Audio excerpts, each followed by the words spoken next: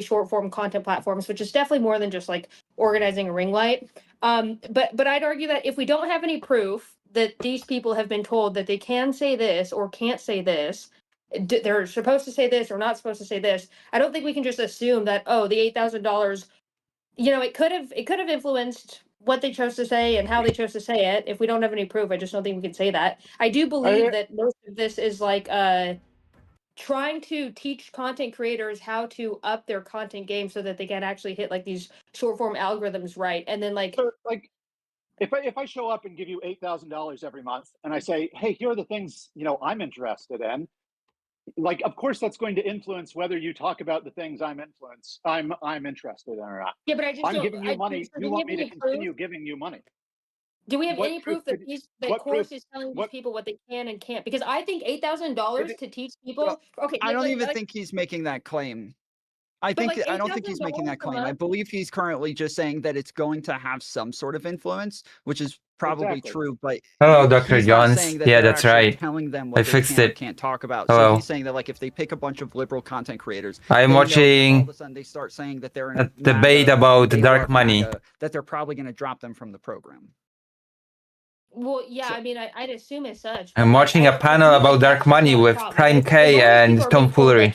You have to report on this story. I mean, I'm watching them. They're not watching it with me. And it like goes into the liberal ecosphere to some degree. Like I don't even care if it's like moderate to liberal at this point, as long as it's not shilling for Republicans. I just don't give a fuck. And to me, I'm like, okay, $8,000 is well worth it to teach these people how to go viral and build up an ecosphere. I just think of it this way. It's like, I want to get $8,000 to learn how to do good camera. Oh my god, I died.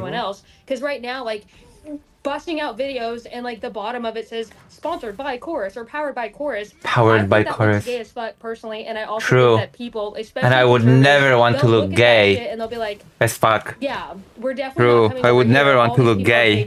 Like, would I? Because they can't functionally understand that their side is paid shills as well. They don't believe it. The topic is never closed. Never fucking disclose it. So even if we have a chance of trying to get these people over as long as people can milk it. Yeah, guys, we're in a paid group.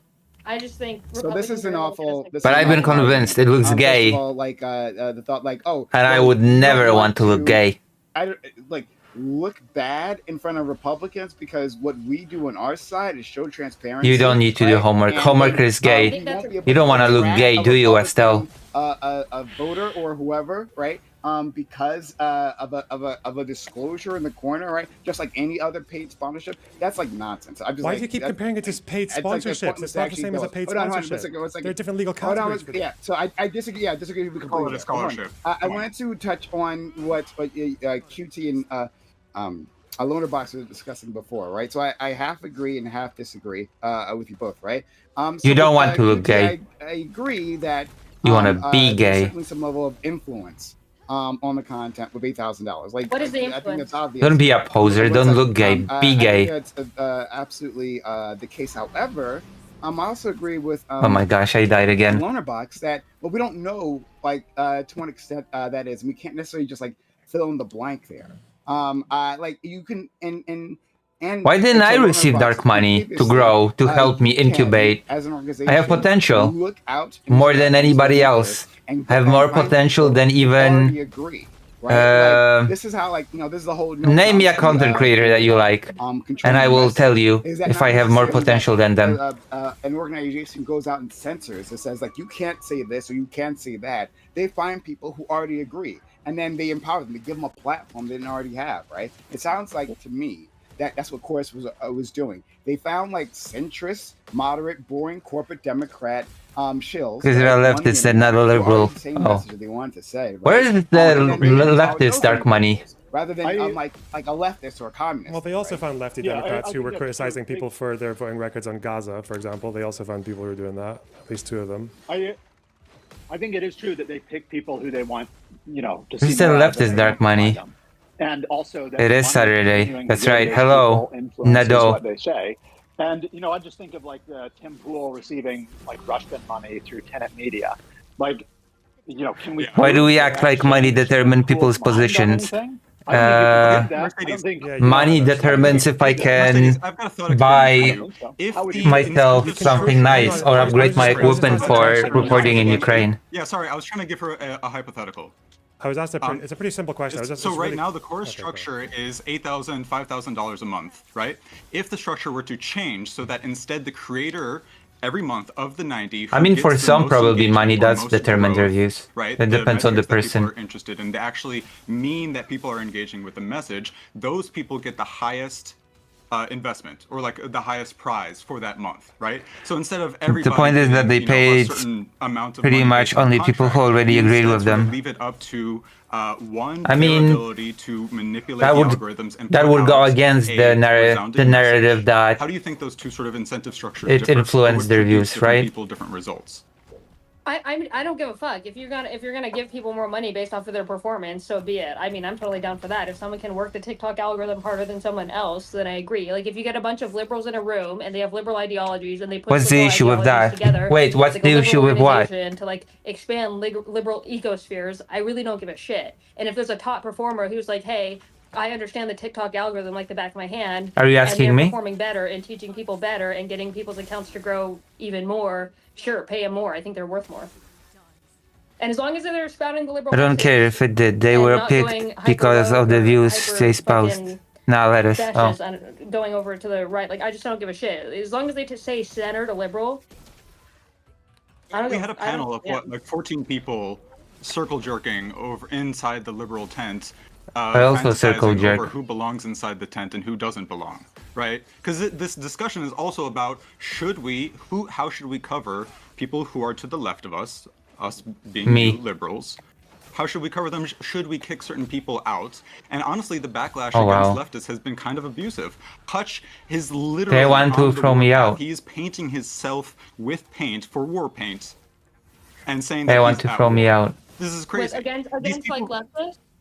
Yeah. I mean, even like the bog standard calling for her to be sued for defamation, I think it's ridiculous. Yeah. And people are at war with me. Have a responsibility to put their opinion, saying like, hey, no, I don't think we should sue Taylor Lawrence. Why would you be at war with me? I've been told that I'm pretty likable. And it's really riled people up, but I don't think it merits being sued. But that's not happening. Do you think liberals people should be at war with me? Yeah, I mean, do you think I deserve they seem to... We start to make some progress. To be at war with? They're like, hold on, analysis paralysis here. We're going to tear the whole thing down. And it's like, wait, we're like not even competing when it comes to any of the sphere that they hold in media. So at this point, I mean, I understand the war paint. I'd probably buy a little panel of it and put it on my face too. Jerking makes a line jerk. I did want to come back to Prime. At this point, you're just adding more sides to the polyjerk. So it's in their contract that they're not allowed to disclose. Why do people want to go to war with me? Like the structure of the program is that they're not allowed to actually, they're not sponsoring their content, and that's why in the contract it also tells them they're not allowed to use the money that they're paid for their content. And so there's specific parts where it would be sponsored, where they go through like the newsroom and crap like that, and that they would have to disclose it then. But that like that's why also it seems as though part of the contract is that they're not allowed to disclose course without getting permission first, because they have to go over how they have to disclose. What you said, what you're saying there, I think is like, actually, what I think you're saying there is kind of misleading. So first of all, not to be that guy, am I the only one here who's actually done a contract that's similar to like even in the same area as this, like with content? I mean, maybe. I have not done with content. Does UFA count? I don't know if that counts. Maybe, but maybe you can look at, or you can ask people that you know who have done this, because like with PV, I was looking at my contract with PV yesterday. I don't work with them anymore, but there are so many sentences in that contract that I could use and pull out and do like a Taylor-esque article on. The problem is that there are parts of my contract with PV that you can say, you can frame it quite easily to make it look like they're telling me that I can't even talk about the existence of an agreement with me and PV. Like I could say like, you do not talk about Fight Club like in my contract. Now, I talk about Fight Club. I didn't get in trouble for violating the contract, even though I kind of did. Why? Because it's a very standard NDA thing when it comes to, especially with creators in the entertainment industry, is because if you are involved with an organization, the reason that they have that in is because they would rather you make it as broad as possible for non-disclosure, because they would rather that you just violate it all the time in very benign ways than if they have a situation where there's an unexpected situation that they have to cover themselves for and they can't. So for example, if I was with PV and I said, oh, thank you, PV, the American PAC, for sponsoring me, a foreign commentator, to go and support the DNC with this That money. is what happened. I could word a sentence like that in a way that might falsely accuse them of breaking like 5 laws. And if they don't have that non-disclosure there, then they can't really use that against me to cover themselves. So just because a non-disclosure or just because a contract looks very draconian, well, in general they do, but it depends. But it depends on how. But it depends on how they are enforced. So that's why what's interesting about Taylor's. That's why what's interesting about Taylor's article is that there's none of it, I think, is built on testimony from people who actually worked with the organization. Oh my God! Were treated in this. I was like, I'm out of the woods. I'm doing great, and then I died from the brain damage. It's quite strict, coordinate with chorus and everything. But she was literally saying, yeah, I haven't told chorus like. Why is the chat so quiet? Did the stream die? It's there to make sure there aren't FEC violations with them dealing with politicians. It's just boilerplate. One, if the contracts, if the quotes from the contract or the references to the contract in the Wired article were non-representative, then anyone in court brain damage itself could reveal the full contract. You completely ignored what I just said. I'm getting to that with number 2. Number 2, you're saying, oh, they're going to selectively enforce the contract. What did you think of the debate between Brooks and Kid Not Kin? For telling her friends that she's in chorus. They don't want to do that. They want to use the provisions of the contract to force the behavior they want, to punish behavior that they don't want. Which is conjecture. So you're saying, look, you're saying, oh, they're putting them in there for no reason, I guess. We signed a contract because we don't care what it says. So you did ignore what I said. It's standard, it's bog standard, boilerplate NDA to cover yourselves from risks of like legal issues. It's not to do with them. They debated about whether or not the shooter was more likely to be left-wing or right-wing. Dark money, it makes sense that you're here to continue defending it so you can get more in the future. But Mercedes, and I'm gonna be honest, my stance on the subject is we don't know. We cannot know. Okay, that is my stance, unironically. Everything is speculation until we get concrete evidence. You disclose to these people, but then they say, oh, who funds your funder? Who funds your funder? Oh, I don't want this fight. Dark money as well, and he's here on this panel in favor of radical transparency.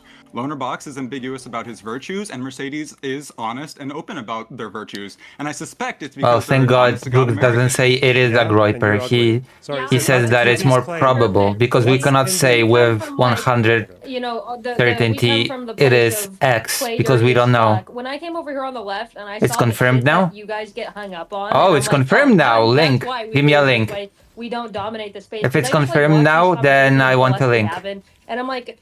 It's like you guys sit there. At the time of the debate, it was still not confirmed. Republicans are actually like playing the football game, and they're touchdown, and I'm just like, oh, I don't know if it's because it's like this side is just like hyper intellectual. Oh, okay. Well, case closed then, I guess. The right is just a bunch of like grunty ass motherfuckers who just do without thinking. Case closed. That's like a different analysis, but at the end of the day, I just think that I'm honest about it because I don't want to be in a position in which. Like we saw a decline in the right, and then we saw a revamp of them. We saw them be revived, and I think all the pundits that screamed about the war against the left. These spaces and take on the younger I mean, I don't think they feel stupid. I don't think they care, to be quite honest with you. I don't think they give a damn about the rhetoric. Following some of these creators, and they're like, "Oh my God, you're evil," and like Donald Trump's like doing the shit he does, and I'm just like. Let's play the game and stop talking about it. But that's just. I completely agree with you. I think the time for the Democrats to be they go low, we go high is over. But I don't think this is the time for the liberal establishment to look at the left and say, okay, we go low and you go high. I mean, I didn't hear about the friend saying that he was the only lefty in the room. I heard the friend saying that he never talked politics. Platforming leftists and stuff like that. And I suspect Tom might get a little bit of shit for platforming us three as well.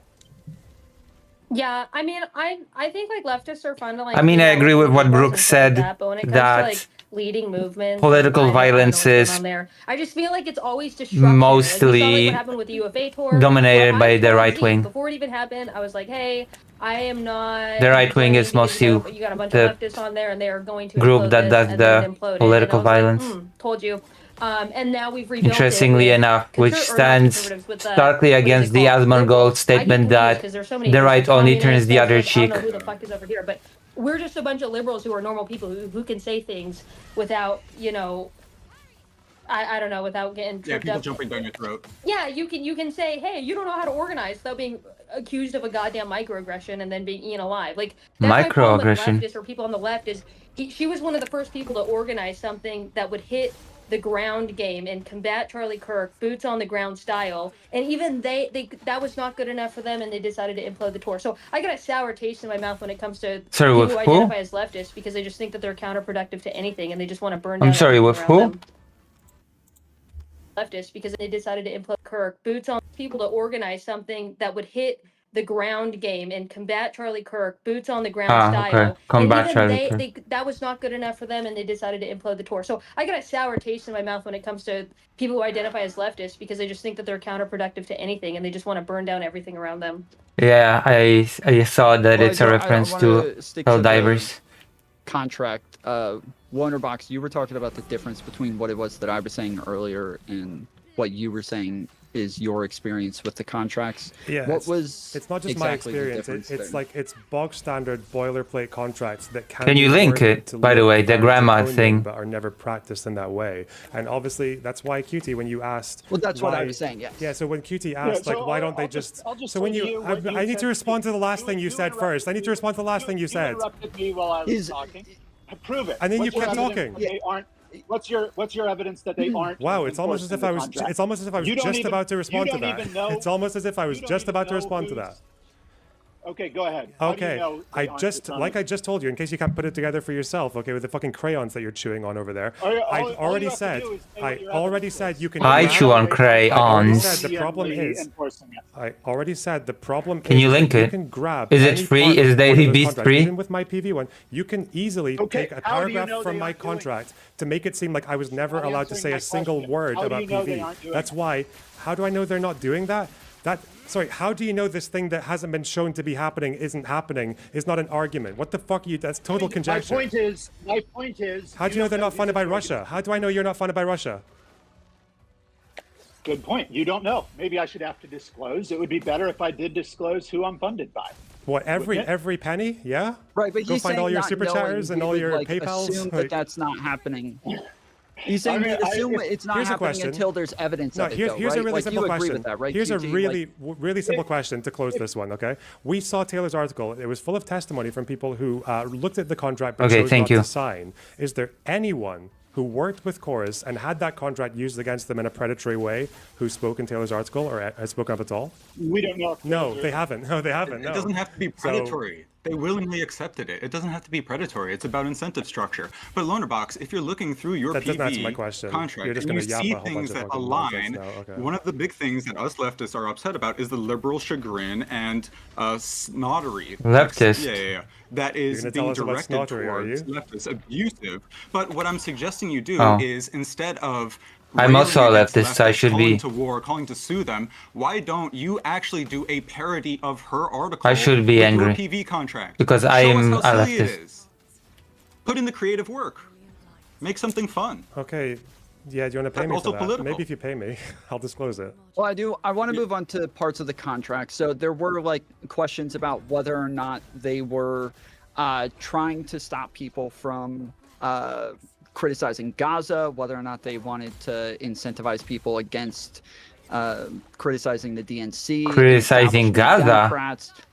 There's parts on some of them were talking about earlier is some of the meetings. Imagine criticizing Gaza. Believe that they might be having meetings to tell them what to say and things like that. There was a conversation between Destiny and. Imagine that Destiny still has conversations. Whether or not that she meant to imply some of these things, but that's still something that a lot of people ran with. Was there anybody here who felt as though a lot of the people who were part of Chorus didn't have the ability to criticize Gaza or to criticize establishment Democrats?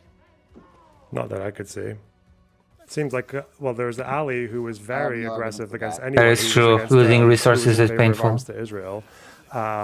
There was the Booker Squared person who was talking about Wasn't Cuomo, was it Schumer to resign? Yeah, it seems like these people were fine to criticize Democrats, even on Gaza. Yes, I have no. Yeah, there seems to be a. Oh yeah, I was just saying I had no particular evidence of. One, I'm not familiar with any of these creators. The only one, how I originally found out about this was David Pakman made a response video to the article, and I hadn't seen the article or heard anything about it originally. And from David Pakman's at least original response, he seemed reasonable, but then he started trying to pretend like he doesn't know about funding sources, about PACs, APAC, IPAC. I don't know the difference. I'm so bad at this. David Pakman. But wait, do you not watch David Pakman's content? I'm so bad at this. He mispronounces words. He intentionally mispronounces words all the time. It's a bit. He does that all the time. Yeah. Yeah. Okay. It's engagement bait. Yeah. Yeah. It's a thing to get people to comment.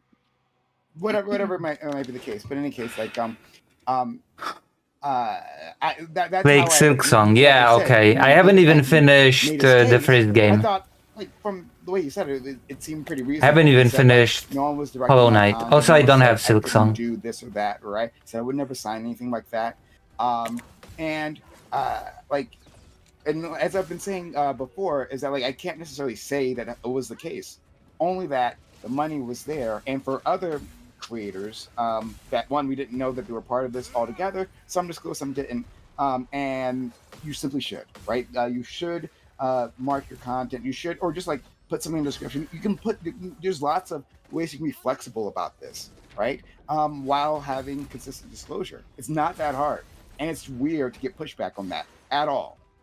It's also very descriptive of your values. Well, yeah, I wanted to move on from like the disclosure part, because I know QT and Prime seem to have a lot of issues with the. Letterbox is talking shit here. No, he knew how to pronounce APAC and come off talk bollocks.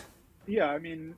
Did you see Borderlands for launch? I did see. I heard, kind of it's available now. Saying, they're not. I did see that it launched. Israel or Gaza or whatever. I think. Is it good? That's not true. That's not anything I've seen. People can't even launch the game because of it crashes nonstop. Oh, okay. Well, I'm glad I didn't get it then. Like, you're not allowed to criticize other creators, or we just talked about the funding part of it. The fact that you have to funnel your interviews through the Chorus newsroom or through Chorus, and then the fact that Chorus can ask you to correct or remove any content that you create. It's so expensive. How much is it? And you're asked to attend 2 Chorus organized events a month. And it's not clear to me if the interviews you organize through the Chorus newsroom count as a Chorus organized event. So, I think potentially the contract provisions do give Chorus influence over the creators. And I just want to finally say, like, I completely agree with, well, maybe that goes back to the funding thing. I completely agree with what Prime was saying, a second ago, but not to take us back there. I mean, do you have Imagine completely agreeing with Prime. Control over them? Do you think that that's predatory if they're paying them? Probably from the not being able to turn off Ray. Going back to what Prime said earlier, the way you would negate that influence is by disclosing it. So, like, if I'm getting paid to talk to the president, I should, say I'm being paid to talk to the president somehow. I should convey that somehow. And likewise, if whoever is funding Chorus is paying you, and they're giving you suggestions on what to talk about, and some restrictions on what you can talk about. Criticizing other creators, correct or remove if you post content on a Chorus organized event. So, like, you should disclose that. I'm being paid money. I'm being suggested what to talk about.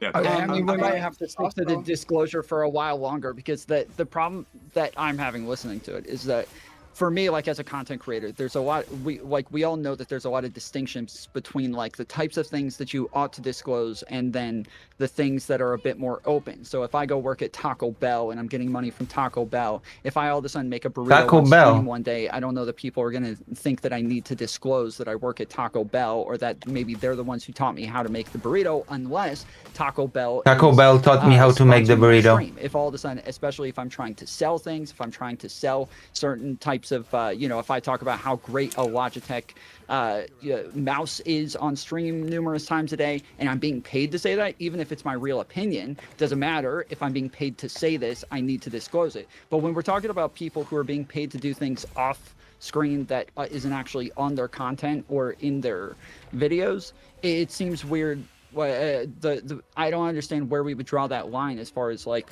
what their jobs are, what they're doing in their real life, who they get super chats from, who they get. Literally get daily messaging from. Like you're saying messaging. I don't know. I didn't see anything saying messaging. What does that mean? What I don't know what it means. That's a good question, right? So, here, we can look at it, right? So, I'm just reading from the article. The creators who join the incubator are expected to attend regular advocacy trainings and daily messaging check-ins. Those messaging check-ins are led by Cohen on rapid response days. The creators also have to attend at least 2 course newsroom events per month, which are events course plans off the evolve makers. I don't know the details of those, right? But I'm saying that like this idea that this is some light-handed relationship. Where like, oh, it's like it doesn't really have anything to do with content. It intimately has to do with their content, right? Which is good. Again, I like the idea behind most of this. I actually think, like I said at the very start. Just to be clear, I'm not saying it doesn't have anything to do with content. Just to be clear, I'm not saying that. I'm saying they're not sponsoring. It has nothing to do with content. I will say it. For them to grow their content. But that's not. I don't know. It has nothing to do with content. I am saying it right now. Like if a messaging meeting is like, okay, this is how we give our messaging in a way that it reaches the algorithm is different than this is what I want you to say. Yeah. So Ali O'Brien talks about this, and she goes into a little more detail. The messaging meetings, the daily messaging meetings, are about news stories that they want to talk about or they want to cover. And then in addition to that, there are trainings that are on their schedule. So the trainings are where you get stuff like, this is how you use Substack, this is how you create a YouTube account, and whatever. And then the daily messaging is, here's what's in the news today that you could be talking about. We did this with PV as well. If I'm a creator getting money from Chorus, I'm constantly going to be wondering, there's no way this money's going to last forever. And I'm going to be thinking to myself, under what conditions will this money stop? I am a leftist. We leave amicably with Chorus. It might be something that I say that they don't like and they just don't tell me. So I ask you again, Mercedes, how about this alternative incentive structure where instead of just bestowing awards onto people because they're people, which is rife with nepotism and black boxery. Oh my fucking god. Rules I hate it when the game just slows down. Content creators who are the most ambitious and also get the best growth and results. And they're not doing that. Like, do you think David Pakman? I feel like David Pakman. The budget goals of the organization, I don't think align well with the money. Excuse me, sorry. Go ahead. No, I'm just saying. Like, I think they already do that. Like, I guarantee people like Susan Lambert, like people who are hitting like the highest. Consider joining the page and giving me light money and not dark money, because I know all of you. I know where POV. I know all of you intimately. Like a month by month sort of like competition board, and you have to climb the rank. There's no dark money involved here. $8,000 for that month, and then maybe second place gets $5,000, $3,000, something like that. And then maybe you still get the training. I'm perfectly fine with that. Just coming back to the question on those weekly or the daily check-ins with the new stuff.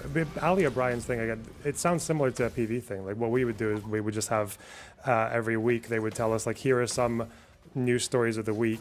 You could either choose one, or if you didn't like any of them, you could just do your own. I would have been them for the week. Like want to fill your dark money soul with light money. With PV then, and not like a different thing. Well, PV had a lot. This is comparable then. Okay, debate, bro. Okay. PV had a lot. It is a political nonprofit. It's one similarity. I'm glad you recognize that.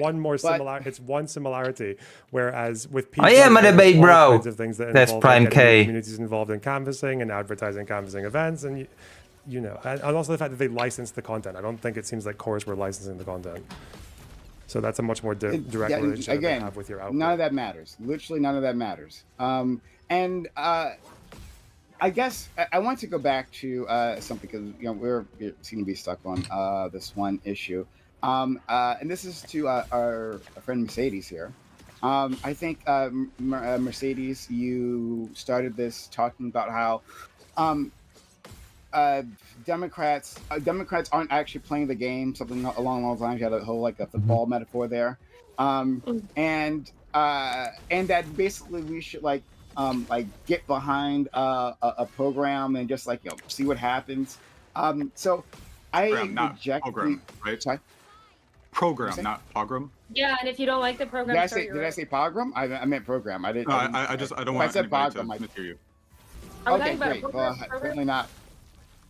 I meant program, to be very clear. Okay. That's what I heard you said. Okay, thank you. In any case, so I reject the idea that like we can't have these discussions in real time. What the fuck was this? What's what? Can, what? For instance, accept the terms I killed the enemy. of, What? These contracts. What happened? Made by well-money. Can I not defeat an enemy now in peace? Trump's in office, and there's an emergency, right? We just got to get behind leadership. No, I'm not for that. I think that we can actually hash out our differences. And I think it's important to. I think that's why we are better than Republicans, conservatives, because them with respecting their hierarchies and them with their as opposed to Republican progressives. Their commentating our relationships, right? The guy said it's program, not pogrom. Like Prime said it like that. Providing by that is very strange. And no, we still have not really been able to examine that, right? We are better than them. And I think that's our strength, right? I think that gives people trust in us, right? By revealing these things. Does it? So yeah, I just had to push back on that. That's somehow a weakness. I think it's messy in the moment. It's always messy on the left, always. But in the end, I think we turn out better. Yeah, I mean, I think two things could be true at once. I think that, like, ethically, that is our strength, but I think strategically it hinders us all day long. So, like, yeah, sure, transparency is a beautiful thing. Is that a winning strategy when the laws don't force it in the first place, and they have taken every loophole available to them to win and, like, wipe us clean? Also, that sucks. You know what I mean? So hold on. But what's being asked? It's, at least for me, I guess I can't speak for Dispel and QT, right? It's very little.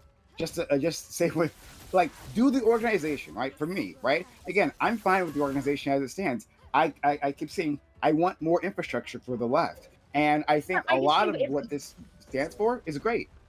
So yeah, do you no, it's the overarching oh my idea, god. It's the overarching idea that we're okay with this point here, and then we're not okay with this point here. So, like, for example, with the UFA, we say yes, we want an organization, but you microaggressive against a black woman. Yes, we want organization, but you guys are teaching each other how to make content, and I just have an inkling, like, I don't have proof, but I have an inkling that it might be influencing your content. Like, at what point is it always going to be something? And that's my issue. Is what? It gets to a point where it's always something, always something, always something, and we're like, well, it is okay to be upset about this thing and this thing until it's a snowball of things that have completely stunted the movement. What the fuck are you talking about? Like, as we stand, like, what? This industry is brand new. Like, brand new in history, right? Like I'm a leftist and I'm never upset about anything apart from all the things that I'm upset by. But you know what I mean? Years of content behind it, right? Like, this is such a news and practice bad faith argument. I'm gonna use the term. I'm gonna use the lingo. This is such a bad faith argument.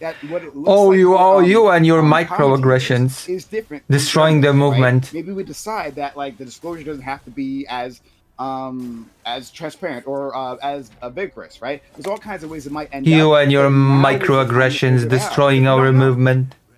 Yeah, I mean, they use the lack of transparency to their advantage. It's like when we talk about, like, journalism, their journalism and their creators are so in sync. Their whole ecosphere is so in sync that they all know what each other's doing at all times. They all know what they should report on, what they shouldn't report on. It's so tight knit that even Fox News didn't even say anything about the Epstein, meeting outside the White House yesterday. And I think, like, on the left, we're always over analyzing and picking every single thing apart and trying to separate everything and not becoming one unified force against Republicans. That it's just like one thing I think you're assuming not be true is that, like, the dark money, billionaire or whatever funding chorus through the 1630 fund, you assume he's on your side.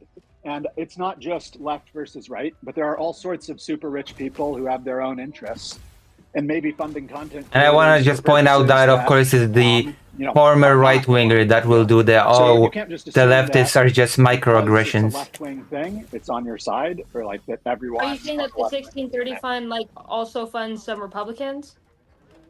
I don't know if they do or not. If they did, I don't give a fuck. Like, as long as if a portion of their money happens to the right, and then oh my god. What I'm saying is the person, I don't know all of the 1630 funders. One of them, I think, is Omidyar, an eBay billionaire. And if he has some goal that doesn't align with you, and he is funding content creators to Of course, pursue the that ex-right-winger will say It's crap not the like, case oh that no, you, you're only about the we are, microaggressions and you destroy insert everything billionaire for them. here, are necessarily on the same side. And so, like, it goes back to what I was saying earlier. I'll take like, that money and go work on my own side. Like, that's what, like, I don't, like, okay, for example, if someone offered me $1 million to fund me, and my whole entire goal was to, like, build a ecosphere against the right, okay, and then on the same day they went and funded something that I don't stand against, I'd still take that money and be like, okay, thanks, bye. I'm going to build something that hopefully shuts down the other side of what you're funding.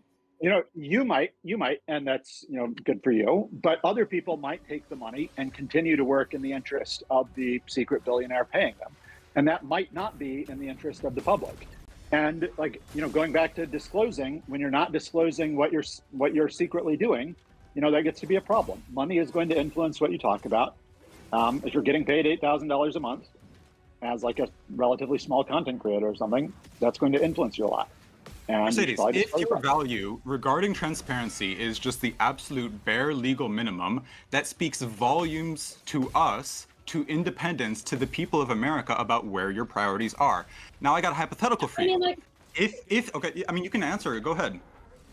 Yeah, I was gonna say, like, because I've been approached by different groups, and I've been approached by, what are they called? Those damn talent agencies and shit.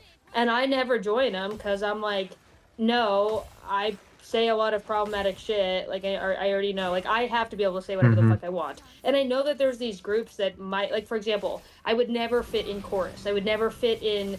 I think there was another one, like, trending up or whatever. Like, these are hyper polished. So what are these persons' beliefs? You know, whatever the fuck I want to say. And as a result, like, I won't take their money because I just don't, like, I guess it doesn't.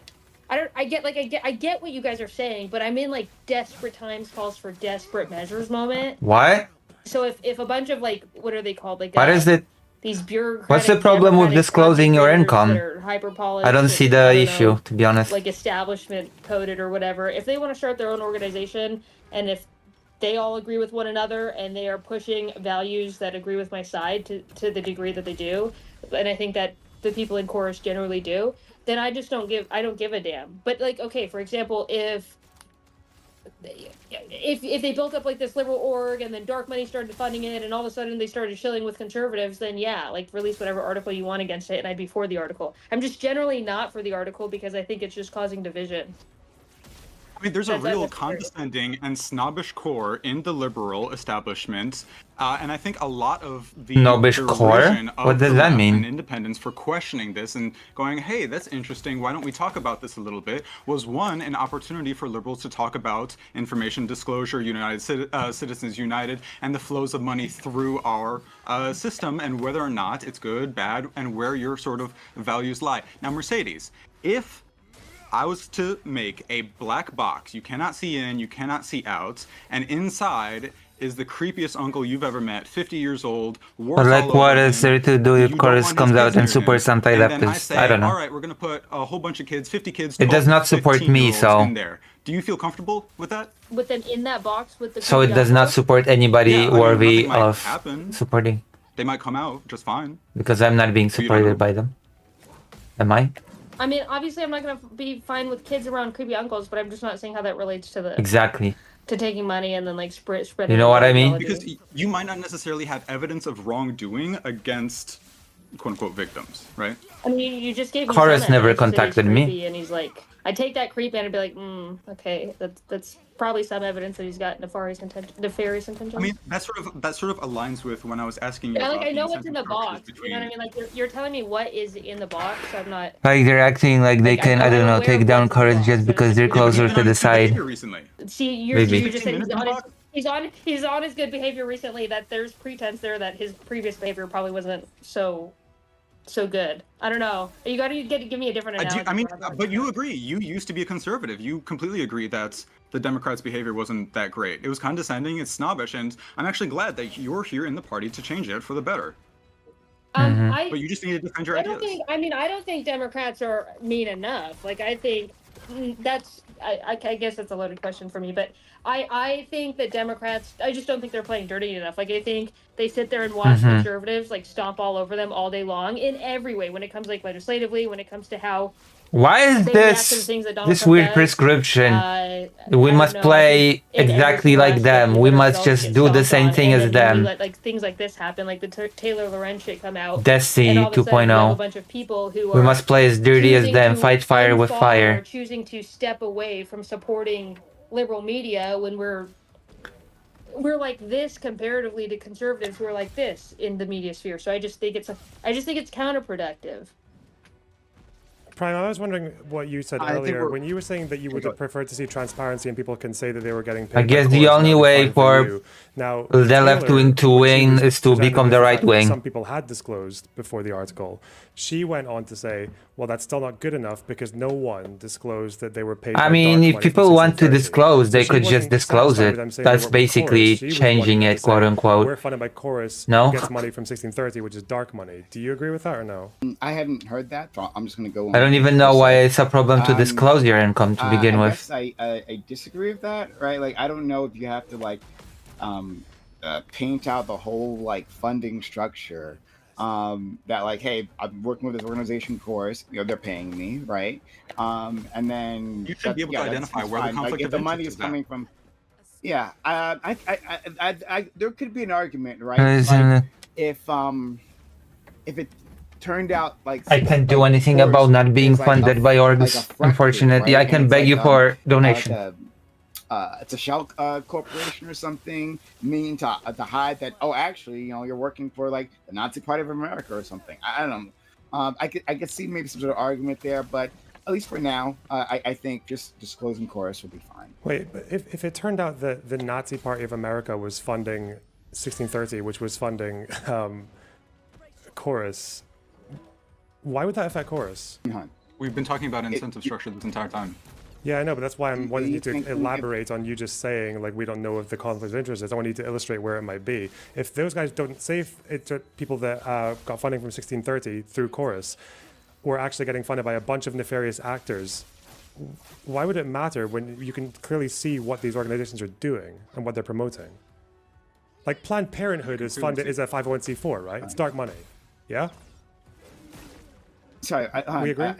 I don't. I'll simplify. No, Okay, I'll just I have simplify. no idea. We I know have that no idea okay, about, Planned what Parenthood is Planned dark Parenthood's money because funding. it's a 501c4. They don't have to disclose who funds them. Okay, if we found out tomorrow that 60% of Planned Parenthood's funding comes from pro-lifers, like, okay, they're wasting their money, right? I guess. But hold on. Let's go back to Chorus. So like, I'm still a little confused as to what your objection is here. I think I won. I said, I mean, as far as I know, I think it's fine. Because I haven't heard this comment. It's fine if they just say. Oh no, I Chorus. didn't win. I thought Like, the damage would be powered big. by Chorus, by that organization, and then you disagree with No. that. You think there should be more. No, I'm going. That's not, Then that's why I'm what's our asking, because it seems like between you. So you seem like you're okay with them just saying Chorus, although QT earlier you were saying there's still a further issue with the dark money of 1630. So I'm trying to figure out, like. Yeah, I mean, I said before that I was okay with them saying Chorus. I don't think people necessarily know, what the 1630 fund is unless some event like this comes up. I assume there's some record where you could figure out that the 1630 fund funds Chorus. Like that must Planned be online Parenthood somewhere. fund influencers? Is that a thing? Does Planned Parenthood fund influencers? No, Prime, are you that funded by? that I don't wasn't the think point. That was But- not the point. No. Yeah, I guess I think it's fine if you disclose that you're connected to Chorus, or basically like that you're being paid. I think Prime made a good. You should. Like it's not just enough to say I'm connected to Chorus, but you have to signal that you're actually being paid. I think. Okay, so just to be clear, do we agree And that that's let a me do- bad faith objection from Taylor Lorenz for saying they should Just actually to be disclose clear, 1630? you're fine with the I mean, kids. No, I I don't don't- think it's a bad faith. No? No, Yeah, not I at don't all. want to speak. It's to not Taylor bad. She's saying they should have disclosed they were connected to 1630 as well. To ask for more transparency is not bad faith, right? Like I think that might be a bit overboard, but it's like fine to say, oh, actually, because it's at least the creators know where the money is coming from, right? Maybe they should say, yes, it's coming from this organization, right? Because we know it's coming from that organization, right? Like Chorus is a subsection. There's a word for that. Subsection of of this large organization, right? And so asking for that greater step of transparency, there's no way I would say that's bad faith. I just thought like, oh no, it's fine. Just saying chorus.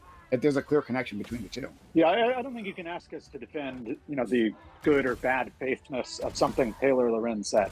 She would have to defend or explain her own statements. I think it's sufficient to say, we're funded by Chorus, or Chorus pays us money. Well, I thought part of this was you guys defending. Well, he's not asking you to defend it, but he is asking you to take a stance on it. Like part of it is you're not. If you're saying you don't.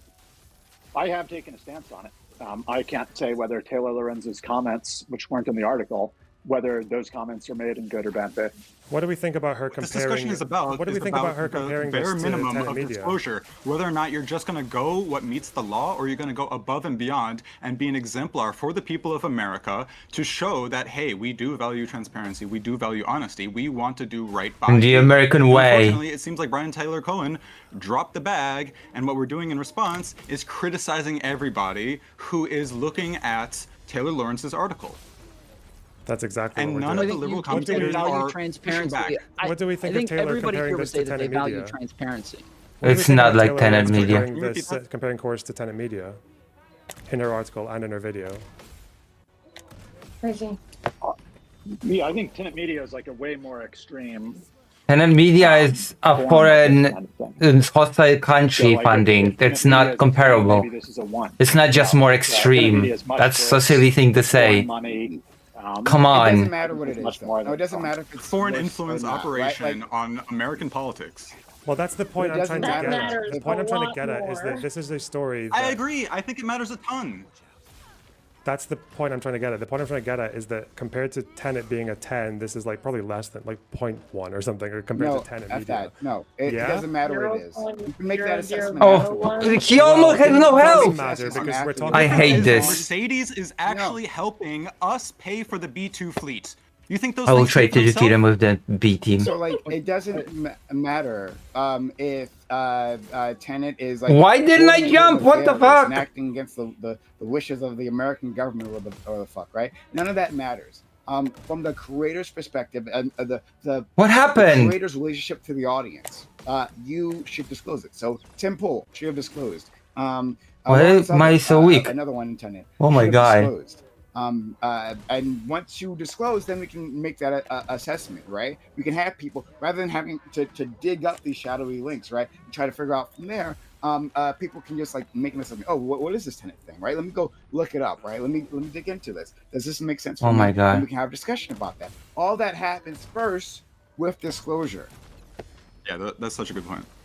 So if we've moved on from people defending the article, because it seems that if all your position is that they should have discllosed working with. You're the only one attacking the article. We're all ambivalent to it. No. We all see what it is. Well, no, for what it is. the topic was pretty clear that fuck on the you, wire. man. You just kept on talking about people attacking Taylor Lorenz for the article. You kept on talking about liberals attacking Taylor Lorenz for the article, but now you're indifferent to it? What are you talking about? Yes, the article is going way beyond. It's going way beyond just saying, yeah, we like this that's happening, but they should just do better and disclose big fucking deal. That's like a 2-second story argument done. That's not what's being claimed, though. And that's why it's not a surprise that the people who have been taking this article, the people on the left who you think are being unfairly attacked, are people who took this article and took all the connotations and did exactly what Taylor was trying to do and did all the inferring and saying that it was DNC telling them what to say, telling them to toe the line, making sure they don't say things about Gaza, comparing it to the media. Like, they're all reading it in the way that it's fairly intended. It's intended to be a hit piece that goes way beyond just saying it would be better if you disclose. Do their audiences not have critical capacity? I feel so gay. Because Prime and I agree, disclosure means that you believe people have the ability to search up information for themselves and discern their own opinions, rather than just what is getting delivered to them. Because I don't think every single MAGA person believes everything Donald Trump says. I think they full abashedly say, hey, this guy's kind of full of it, but he's my president. I think creators generally influence their audiences, and it's journalists. It would behoove journalists to have I'm a journalist. Control over people in the sense of shaping a narrative or conveying what they're trying to say. I am such a journalist. Who are in prime to agree with them. I'm such a cool journalist. About this article is coming from people who support Taylor's article. Did you know? So maybe. Do you think there's anything in the article that's wrong? Not necessarily. No. Like. Okay, and do you think it would be better? What is Do you happening think it would be better now? if the course creators have disclosed? Yeah, Yeah. Do you want Telegram. me to tell you why these two questions are not really summing up the whole story for me, or? Yeah, but you don't really disclose. You don't value disclosure. Go ahead. I think like Yeah. that So roughly the is- first question you asked. You're a Satanist. I guess the third point I have to just close my own point of view is It like, is. do you have a problem with the That's because you don't have any good speakers in this conversation. It's the Wired article was a lie or inaccurate or something. Yeah, they're fine. To Well, say you that, were yeah, mistaken. Because, for example, So if I'll give you a simple example. If I could watch a Ben Shapiro video of him telling you the entire history of like Israel, and he can tell you like a million different things that are all 100% factually true. But obviously, it's all going to be instances of Palestinians doing bad things to Israelis. It's not giving you an accurate framing of the story, even if every single individual fact in that story is true. And that's possible. You can do that on both sides of the conflict very easily. You can do that with any conflict or any issue on Earth. You can use a whole collection of facts to present a lie. With Taylor Lorenz, for example, when I hear, even at the beginning, paid to Vulnerbox not missing a beat to push some pro-Israel That is kind of untrue, isn't it? Because the creators have rhetoric. a diversity of opinion towards the Democratic Party. By the way, when you look at the rest of it, there are not many smart streamers, okay? There are not many smart streamers, I'm sorry to say. I can count them on one hand. Is confidential, like my PV contract says, but that's not necessarily telling you the full story to a reader who's not familiar with the way these NDAs and contracts work. Write me the names of streamers that you think are smart. I think like one on your In point the about chat. Ben Shapiro telling you Are you one of them, Lucy? history I don't consider Israel myself and smart. I would say the way to respond to that is not by saying this is fake news, it's riddled with inaccuracies, whatever. Or maybe you could include that too, but you should also make the substantive corrections. You should say, here's what he's missing, here's why what he's missing matters. One finger? And I haven't seen that from Who? the Chorus content creators. Name They've them. just been saying it's a lie. Well, so And then again, what can the they other do though? thing- So well, let say me- when Lucy, and that's it? Wow, thank you. The true followers of Brian Taylor Cohen are sticking around. The true followers of Yeah, Brian Taylor well, Cohen hang on, aren't let me- bringing these sorts of critiques up. Oh my gosh. Let me finish. The other thing you said is that in the subtitle it says they're being paid to push the party line. I think that's probably roughly accurate. Like I mentioned before, Isara. the DNC Chorus town Oh, hall hold or on. panel or whatever. There's like a streamer DNC that Chorus I'll be doing a champion, thing Brian with. Taylor Cohen describes what Chorus is, Mm, and he says it's building the infrastructure to create the next generation of democratic content creators. But that's So- not pushing Alexandria. The party line. Again, that's what. Well, That's not pushing the party line. Okay, They're you're- pushing the Kidnap party I line. think you're like splitting hairs about what pushing the party line is. Like I think you're being paid generally to produce pro-democratic content. I just assume, get okay, look yeah, at but that. do you understand that if you riddle the article with the strongest connotations like that, again, if you keep saying if you open with to push the party line, and then you constantly refer to dark money, and you keep on literally taking things out of the contract, even if none of them are being practiced in that way, and no one's even said they're being practiced in that way, and you keep on going that way, then yes, you are building up. You're constantly using the right choice of words to build up a story that's not true, and that's why it's no surprise that the people who support Taylor's article in the online left space have been the ones who are most inaccurately representing it. Yeah, that's why she's. I am the online left, and I don't think I've been misrepresenting anything. Yeah, I don't think you can say it's dishonest if the underlying facts are right and nobody presents. I don't know. I feel like I'm always being They did present alternate. For They example, didn't present it. Slandered as a they didn't present leftist. it with any evidence. Wait. People claimed it was inaccurate, but nobody's saying here's more language from the contract that explains why. Like- Taylor is Not be. taking it out of context. I told you. You know? The alternate there might view, not so be. how dare leftists There might bring not this be. up? There might not be alternate language in the contract that changes it. That's what I said, because it's not just about literally interpreting the contract in some kind of vacuum. Catholic. It's about the way I'm that not standard saying NDAs work. You So can interpret it however you want. So But yeah, you're you haven't suggesting seen the that- contract, so you don't know if it's standard or not. you're suggesting. So you're just assuming there's some possibility where maybe it's okay. I agree that okay, it's possible what you're saying is true. It's possible it's not true. But we haven't identified any factual error in the article.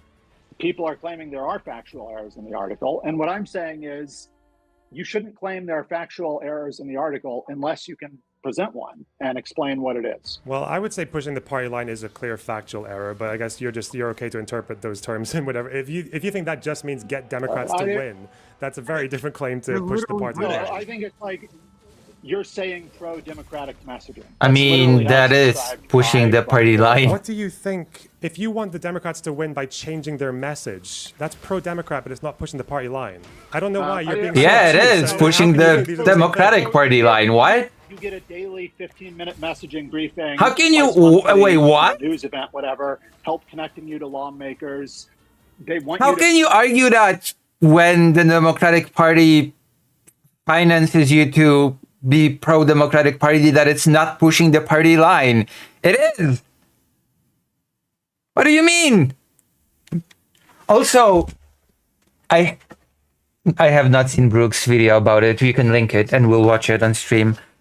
Hot take. Pushing the party line is not always bad, even if it became like a demonized slogan. Okay, sometimes pushing the party line is bad. What if the party which line you're pushing is good?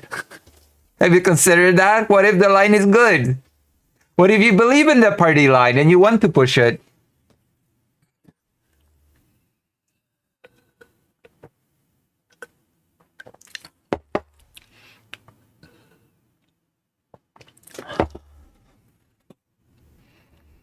You know?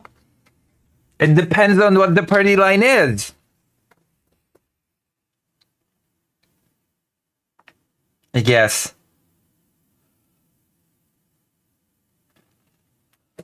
Okay, I'm gonna watch it right after this, it's gonna take a while more. Pro-democratic content to a wider audience and so on. Like, obviously they're trying to promote the party, and you're saying like, well, I don't know if it's pushing a line. Like, I don't know what the point is in like trying to split hairs over that. I don't know how we would resolve that. I think it's basically. So when you in common parlance, even in common again, if you do an interview with like Zohran Mamdani, would you use that as pushing the party line? I mean, just to be clear, she did say. Oh, okay, you're being intentionally retarded. Okay, I get it. It's okay, no problem. That's fine. Well, hold on, she did. Wait. 1 hour. What is going on? Maybe we'll finish soon. She did a video on this. Still doesn't change the fact that their money was used to advantage liberal creators over leftist creators. That's like a basic slam dunk point. What she was talking about was like gatekeeping. That is true. Nobody funded me. Like pro-democratic, and I am a leftist content creator. It seems as though she is like talking about like hardcore DNC establishment sort of things when she says towing the party line from the videos that she's put out on this as well. I don't remember if that was mentioned in the article, the gatekeeping part or not. So the gatekeeping part. I don't. Do you think that I deserve to be financed by dark money? Where I think she talked about more about what you're referring to, like a video, a video piece on her YouTube page. But in the article, she doesn't really talk about gatekeeping. So would we infer what her video to be like adding to this, or is the video like it's a companion piece? It goes over aspects of the article and adds more of her commentary, and I think a bit more of like her perspective as to what happened immediately after the article. Like, it was published very soon after, so it doesn't have like a huge like gap in between where she can discuss too much. But like the immediate reaction, I think she discusses within that. It's worth taking a look at.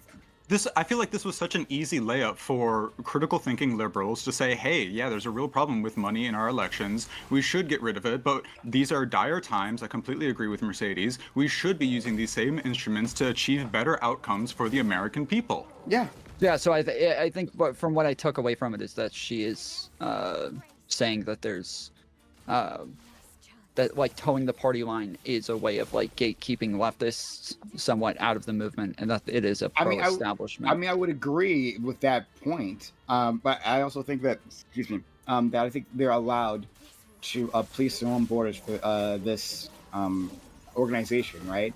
As to who can be involved, who can't. I mean, and providing the funding, it makes sense to decide from there, right? And others I would not be acceptable for this, right? I spend a lot of time shitting on the DNC, shitting on corporate Democrats, shitting on the leadership.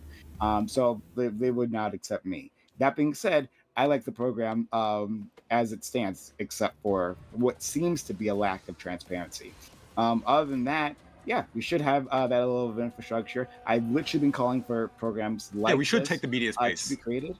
Yeah, like Well, I think that's what Wonderbox is disagreeing with, though. I think he's Wonderbox. You were disagreeing. He doesn't think we should take the media space. Actually, no, that they were actually like towing the party line, and that they actually were like a pro-establishment group. Yeah, but right? I mean, they match general values. Right? I mean, a lot of the creators were. Sorry, I'm that's asking not what they're being Wonderbox. paid to do. Sorry, I'm asking.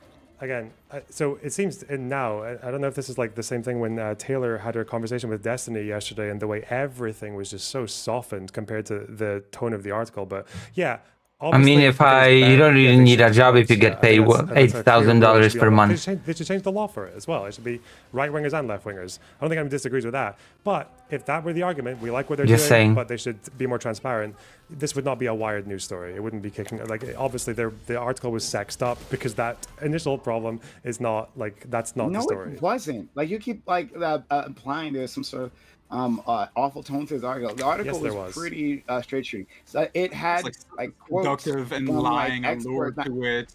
Not just like from people who were rejected or who didn't sign the contract, but also quotes from like professors who've been studying this space, right? Studying the online flow source space and saying, hey, yeah, I have questions about this. And we should be careful of using the exact same tactics that the conservatives are using, right? Yeah, there wasn't even like widespread combination. We said like, well, we should proceed with caution here. Not that we shouldn't be doing we should be worried. Was there at all? Was there one? Okay, that's good. Was there one positive thing that you said about chorus in the article? It's interesting how creators are getting $8,000 a month. That's probably to influence what they talk about. You say, well, we can't know for sure. We can't prove that.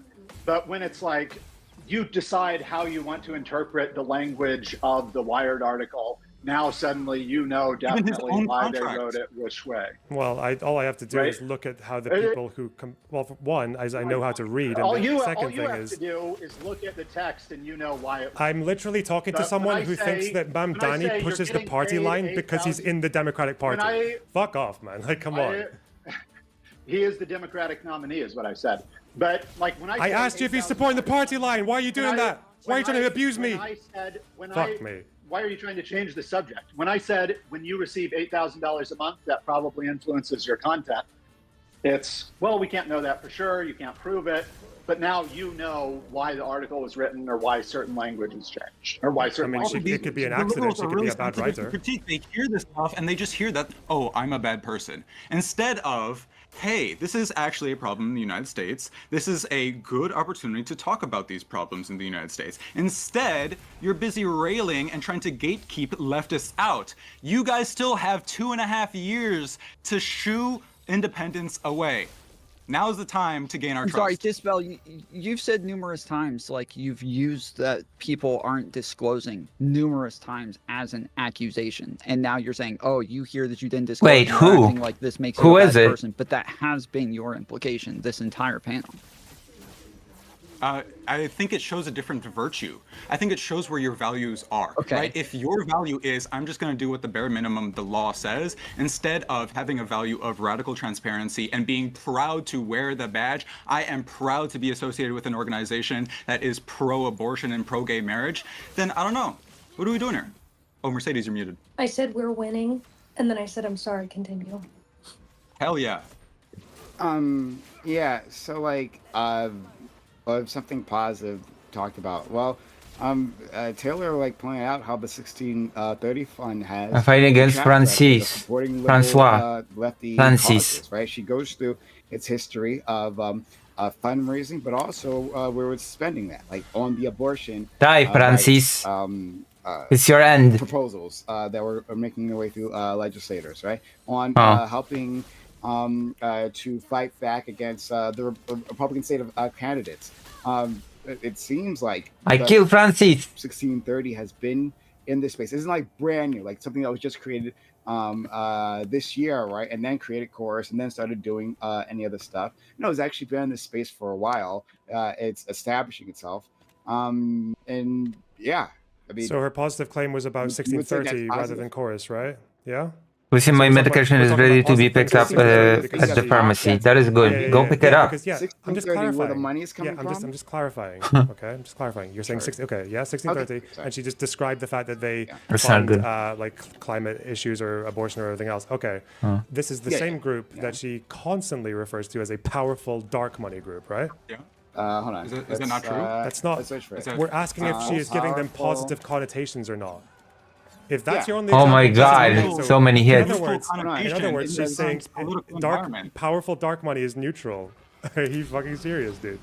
A liberal dark. It says a. Okay, so I'm like literally just going through the Control F, right? Now Democrats hope Jesus. that, of course, creator incubator program funded by But who was that talk said about? 1630 fund might tip the scales. The program kicked off last month and blah blah blah, right? So it says. Oh, the game crashed. A powerful liberal dark money group. Never mind. We're playing something else. The game crashed. So it's perfectly reasonable to say that. I don't know. Has anyone ever done like close reading or comprehension in English class in school? Like, what the fuck's going on here, man? Sorry, I'm being gaslit. Is it a dark? Does it count as a dark money group or not? Does it count as a dark money group? Well, It does. can we have somebody define dark money? Because the dark money, I've heard like Don't delay. People give 5 different definitions. Taylor Lorenz yesterday described it as just like you don't know where the money it comes from in totality, so it's in the dark. All 501c4s. Like, to me,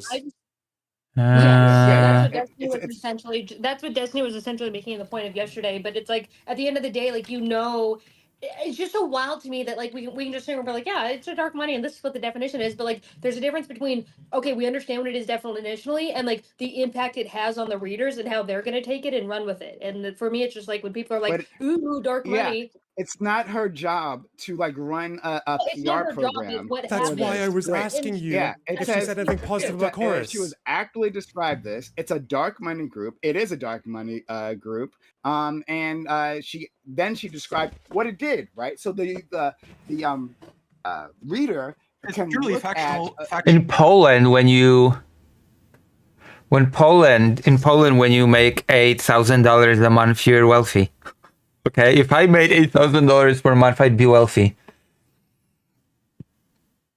No, it would be better. You will feel better about the situation. Your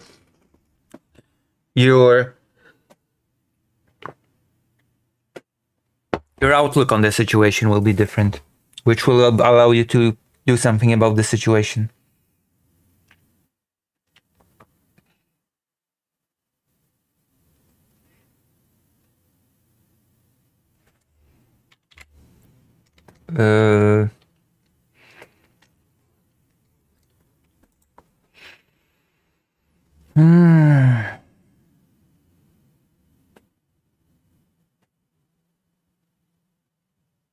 What? It depends also where, but yeah, that is actually not inaccurate. What doesn't make sense? What? What doesn't make sense? It doesn't make sense that with $8,000 I'd be wealthy? What do you mean? It makes sense. Of course it makes sense.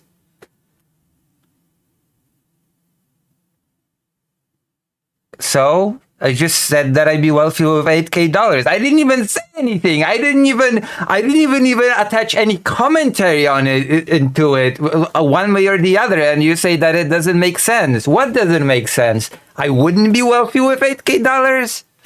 Are you saying I would not be wealthy if I received that kind of money? Like what? How does it not make sense? What?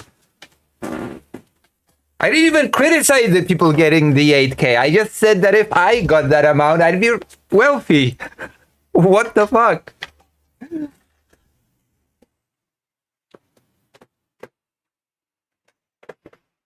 Jesus Christ. Yeah, that is true.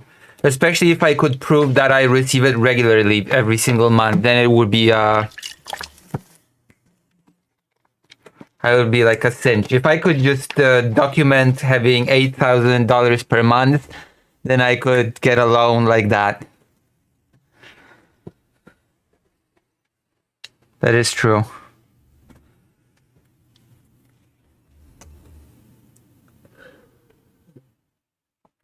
That is true. I made a very neutral statement that I'd be pretty wealthy if I had this amount of money, and I've been attacked. I've been told that it doesn't make sense.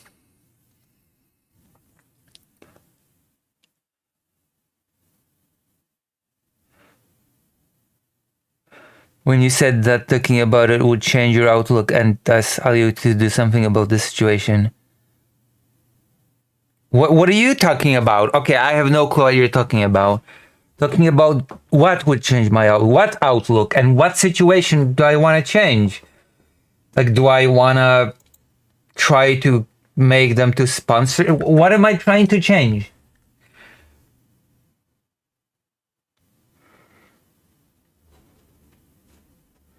From Poland.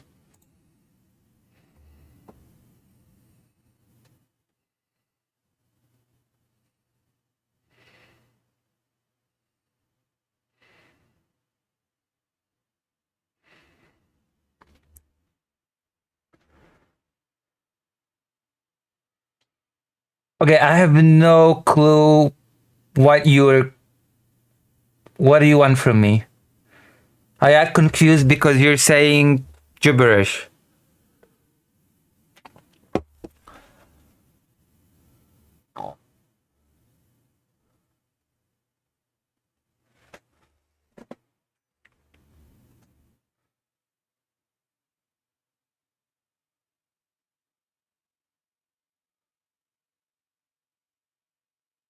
You were talking about changing the situation. You were the one that started talking about changing the situation. What are you talking? Okay. I see.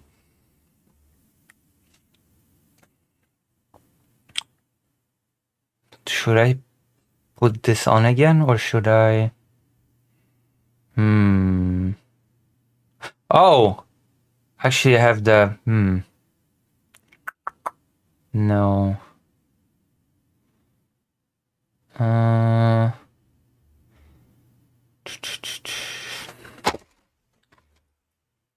Let's see the Brooks vid. Alright. This panel is getting tiresome anyway. Where is the link to the Brooks video? It's the Brooks video link. Jesus Christ, there's been so much talking and I lost the link.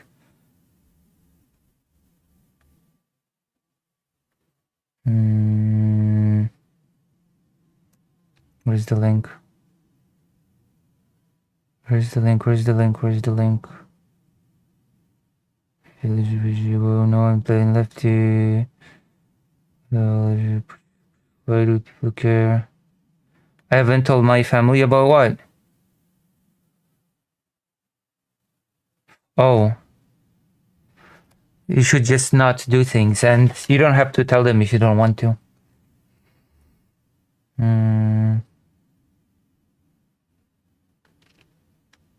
So I'm looking for the link. I cannot find it.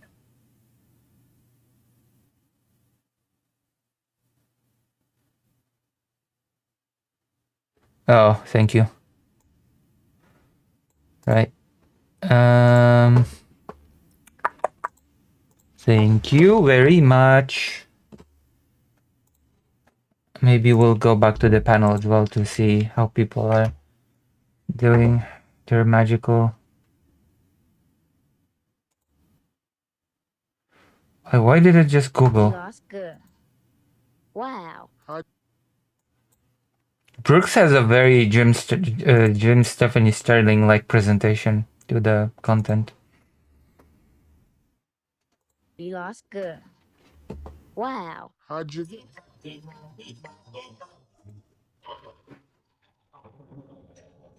big mess with my thing. Something such. Birth. I'm not sure how you missed it, but if you did, the last week has been a flurry of accusations, bloodletting, shame rights across the internet. The only thing that I'm angry about is that no dark money is flowing my way. Also,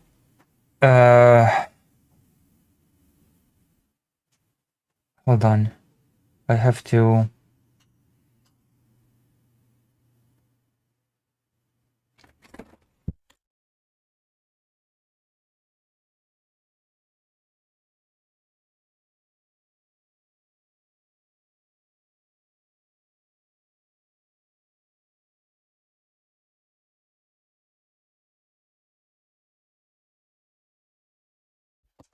All right. I have to turn on a game for this. I wanna have a game on.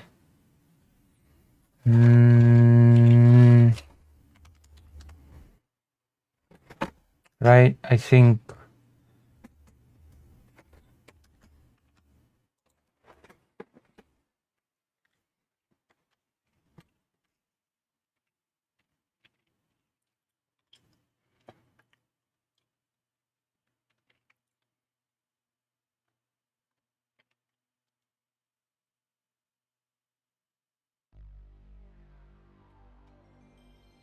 As Taylor Lorenz, a Wired reporter, revealed to the world that there is a dark money org secretly funding influencers, ostensibly.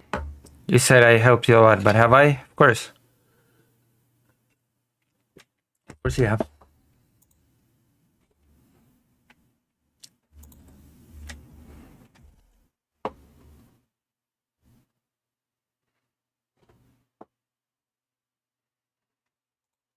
On the left-ish side of politics, driving them to cheerlead for the DNC, for Israel, and centrist liberal policies. New exclusive story that she reported in Wired magazine today entitled, quote, "A dark money group is secretly funding high-profile Democratic influencers." But the contract sent to them from Chorus, a nonprofit arm of a liberal influencer marketing platform. Okay, we're gonna do the story real quick, and then we're gonna enter that dungeon, and then we're gonna, because this is a big story beat, so we're gonna do this first, and then we're gonna watch the video, which will make us all want to kill each other. Is that okay? We're gonna be so angry.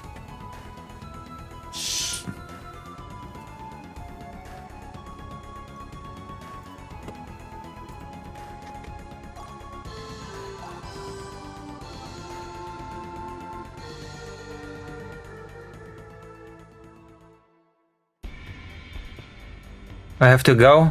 Get your medication. Look, it's Lazard Valev, the pervert of this game. Master Lazard, I'm sorry, there are too many of them after us. Don't panic, Bellion. You go on ahead, do not let them retrieve the woman.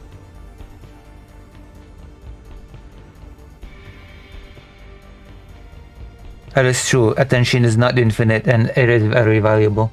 Yes, Master.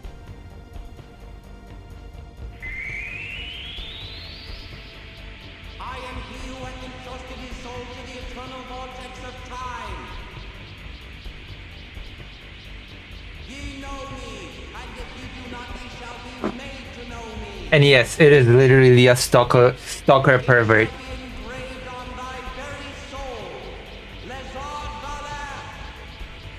It's like a stalker pervert.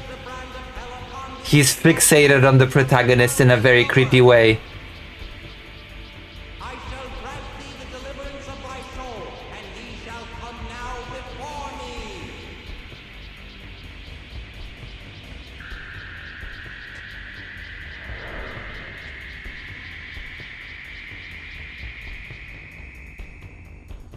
What right have you puppets to attack a human?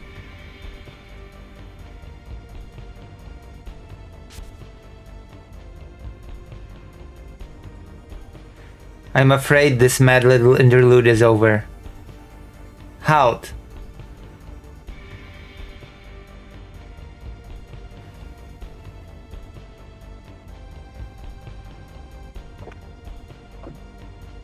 He kidnaps elves to experiment on them. Master Lazard has ordered me to keep an eye on you.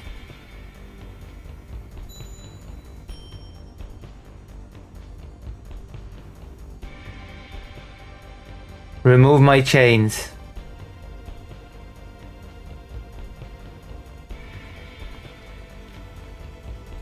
Yes, just like that.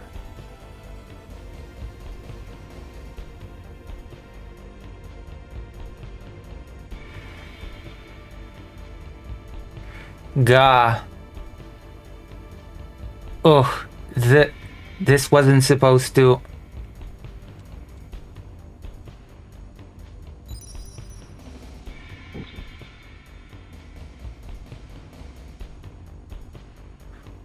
Did I make it? I thought you might realize. That's right. This construct is a homunculus, a man-made life form. A homunculus. What a nutty little puppet you are.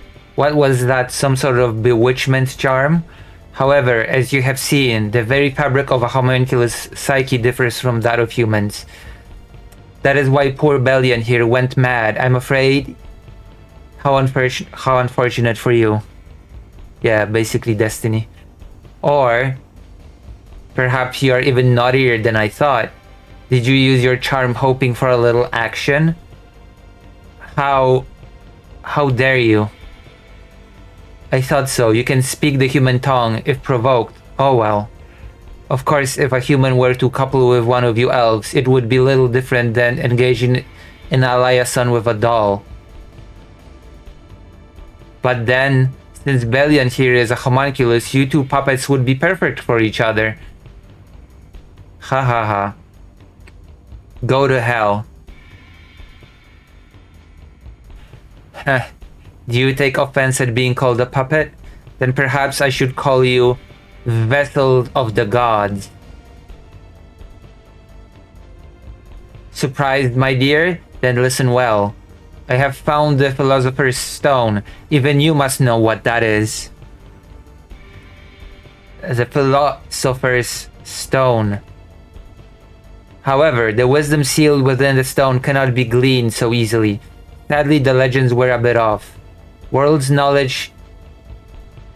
the stone does not transmit all the world's knowledge instantaneously. How did a devil like you...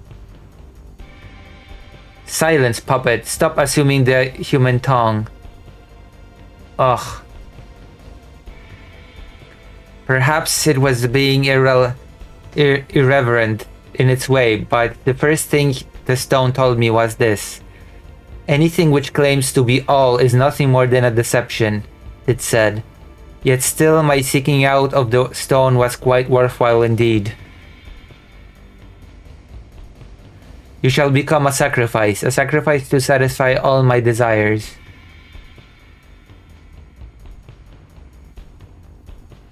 If I use an elf as a catalyst, I will be able to create the ultimate vessel.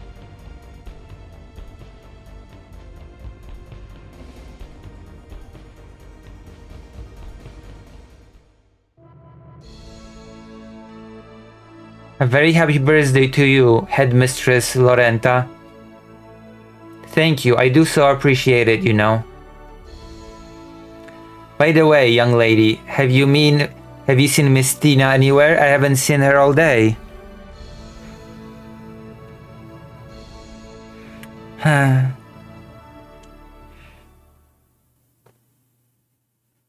This is the teacher of the pervert, by the way.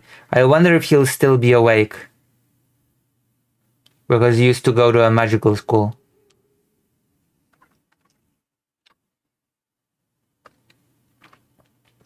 She's going home to her husband. Ah, I'm finally home.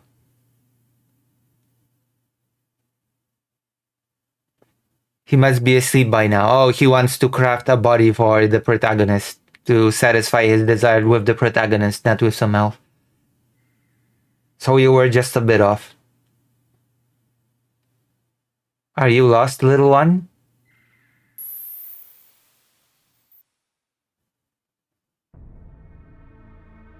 Today was my very favorite teacher's birthday, wasn't it? I should so much like to catch up on old times. This cat here will show you the way, so please, do come and come alone. Your husband and I shall be waiting on pins and needles for you. Lizard Valef. Lizard, that boy? This is the dungeon. The Tower of Lizard Valef.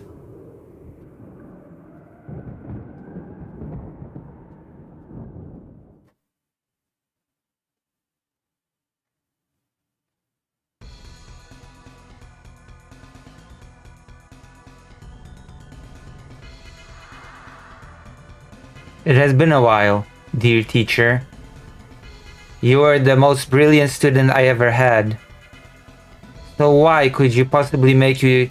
So why? What could possibly make you do a thing like this? You went so far as to kidnap my husband. Why? For some sort of revenge? If that is the reason, then please let my husband go. He has nothing to do with this. Revenge? Do you think I bear you such ill will because you expelled me from the academy? If not that, then why?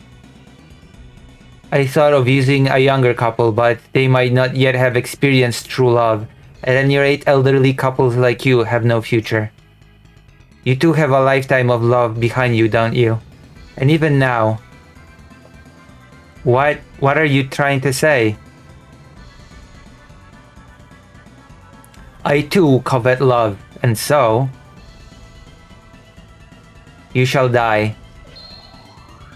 Lazard, think this through.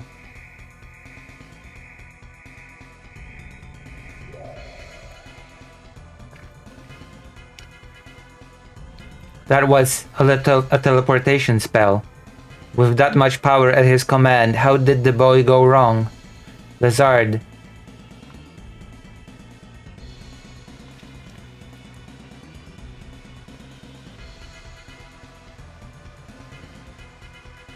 Dear? Lorenta? Yes, it's me, dear. You're going to be alright. Lorenta, something's not right. That man gave me some sort of potion. It feels almost like I'm in someone else's body.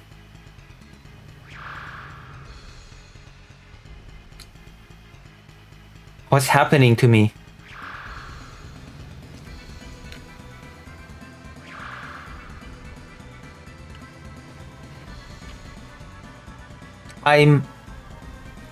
Gods forgive me, there is nothing I can do for you.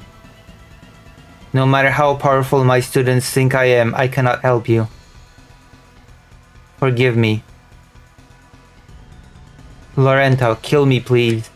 I can't stand. You know I can't do that. You're the most important person to me in the world and nothing can change that.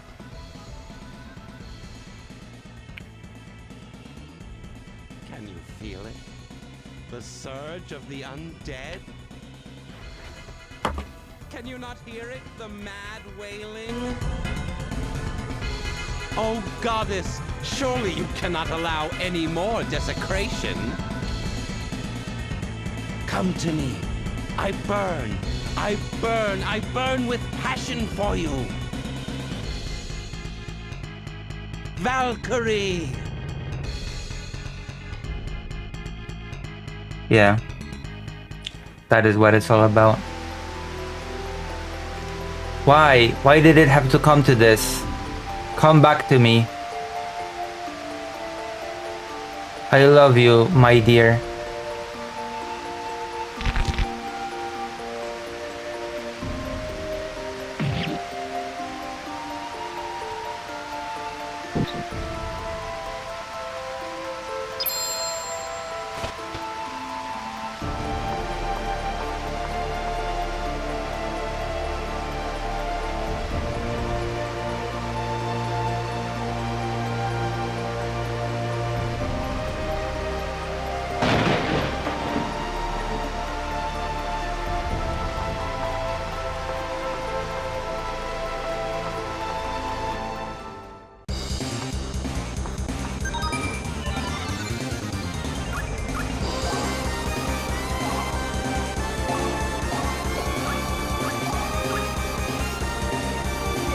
This dungeon has a really nice music.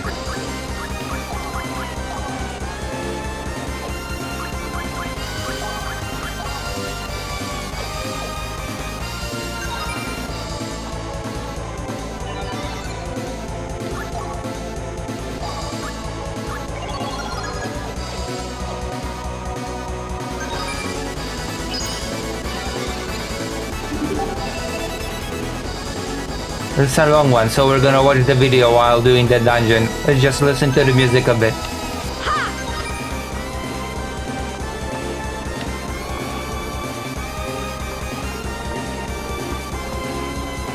Are there enemies?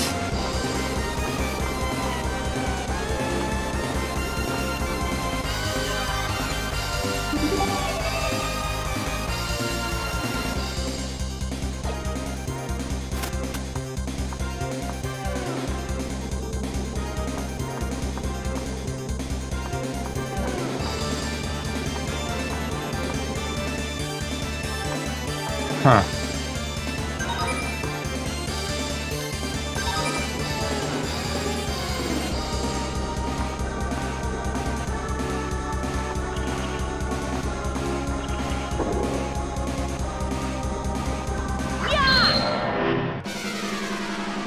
To my side, my noble Einherjar. To my side, my noble Einherjar. No mercy. Also, I got the teacher in my team now, just so you know. It shall be engraved upon your soul. Divine assault.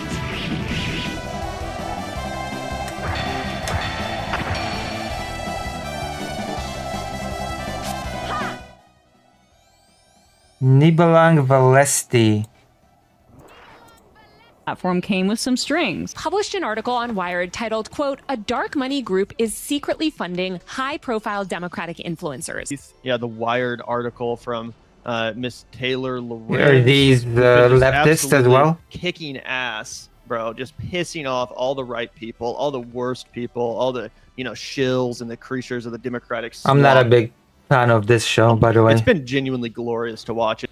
A secretive dark money group tied to the Democratic Party, the 1630 Fund, is paying online influencers up to $8,000 a month through their Chores Creator Incubator program to disseminate left-leaning talking points. This group, Chorus, is a little off-key, and here's why. It's an ideological directorate. That's really what this is. It's one of those stories that's like not surprising, but shocking that we actually have the evidence to prove the stuff that a lot of us have been thinking all along. Why? Look, I'm not going to spend a lot of time on the many ways the article is lacking in a way that undermines its own point. I'm going to spend a moment on it, though. Okay. From everything available, including what's in the article, there is no reason to believe that Chorus influenced content, demanded certain content, censored stories in any capacity, only supported people who were pro-DNC, only supported those who didn't talk about Palestine, demanded secrecy entirely from those involved, had control over interviews and political content in any shape. Yeah, kind of everything. And you're free to waste time while watching my streams. Kid Not Ken did another one as well. You can watch him. More than a few others have done it, going through, looking at content from these creators before and after the project started. And everyone who was anti-Zionist was there, and still anti-Zionist. All the pro-trans people stayed there, and most of the people involved, including a few of the bigger names that people really enjoy hating, were all critical of the DNC, if not viciously attacking it, and familiar dim personalities. If you haven't read Extremely Online, Taylor's book, you might be forgiven for thinking this reporter who breaks this story is someone who is investigative. Like, she's the one who showed the world libs of TikTok was Chaya Raichek. But, I don't know, sharing info a dude on Twitter discovered a few days earlier isn't exactly breaking news for me. And that's kind of her jam, and it is constant. And in this piece, and in her book, she shows a mentality in which everything involved, companies, platforms, government agencies, entire communities of people, they're all monoliths. They're characters in a play. They're unified personalities with singular motivations, rather than structural forces made of affordances in tech and cash. And she is ultimately, and always has been, a gossip columnist with aspirations for more TMZ type shit across the board with a tech edge. And it's done like this in these gossip columnists because they're talking about the interrelationships of people, and people who care about this kind of bullshit are parasocially attached to those things in the same way. So when you write, you kind of want to incite the passions of the reader to hate Drake or Kendrick or I don't know any of them. Heather, whatever. It's why people really love talking about dark money the same way that people talk about the dark side or dark magic or the I dark actually forces, have not talked right? about this topic at all, evil, interestingly enough. Vibes heavy. And you do this for fun in fantasy novels, Harry Potter, Lord of the Rings, Star Wars. But complex systems, that's a fucking problem. And Lorenz is not really alone here. it's common. We all kind of do this. We'll complain, I have, about Nintendo not caring about competitive gamers or their fans, right? Or Facebook hates I've its never users. complained about Nintendo not caring about competitive gamers. We see a lot of this in her book. Facebook was caught off balance. Nintendo? Twitter is trying Why to would- catch up to Vine or blah, blah, blah. The language like this, when someone writes like this, makes everything into characters that you like or dislike, are repulsed or attracted to, with loaded moralistic language that criticizes, but does nothing to critique a system. If we're going to critique a system, we have to take a different lens on it. We I have think to too care many about it companies in terms of tailor to the competitive material, gamers. historical, My concrete, taste. and abstract, right? We have to talk about the forces at play and how these things came about, not just the totality of the thing as a character. In 1976, inflation adjusted, about $350 million was spent in House and Senate races. $624 million was spent on primaries in the presidential election in total. In 2024, $15.5 billion was reported. Citizens United is the term for this, and Citizens United started when they sued the group Citizens United to block ads for Michael Moore's Fahrenheit 9/11 within 60 days of the 2004 election. The film was really critical of Bush and everything. It wasn't released as explicitly a political ad. So the FTC tossed this. These were not campaign ads. They were ads for a film. So Citizens United made Celsius 4111.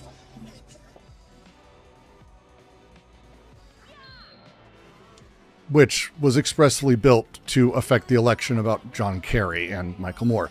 Now this was blocked. When this was blocked, they appealed. They did this over and over and over with films until 2009 when the Supreme Court heard the Citizens United case. And with a ruling that forever is seen as, in judicial writings, as one of the more absurd responses to a thing, the Supreme Court ruled that corporate spending was protected under the First Amendment, that corporations are really just assemblies of people. Now, this and other rulings would go on to change things, but none of this would ever actually become law. Now that sounds weird, but it's important to understand this, because this gets insane very quickly. And it's because those rulings from the Supreme Court over and over and over changed how the FEC wrote stuff, but not any laws ever getting passed here. Now this process, because of how it went, led to the most absurd election realities that I think Stephen Colbert accidentally brilliantly taught people about across his satirical comedy show.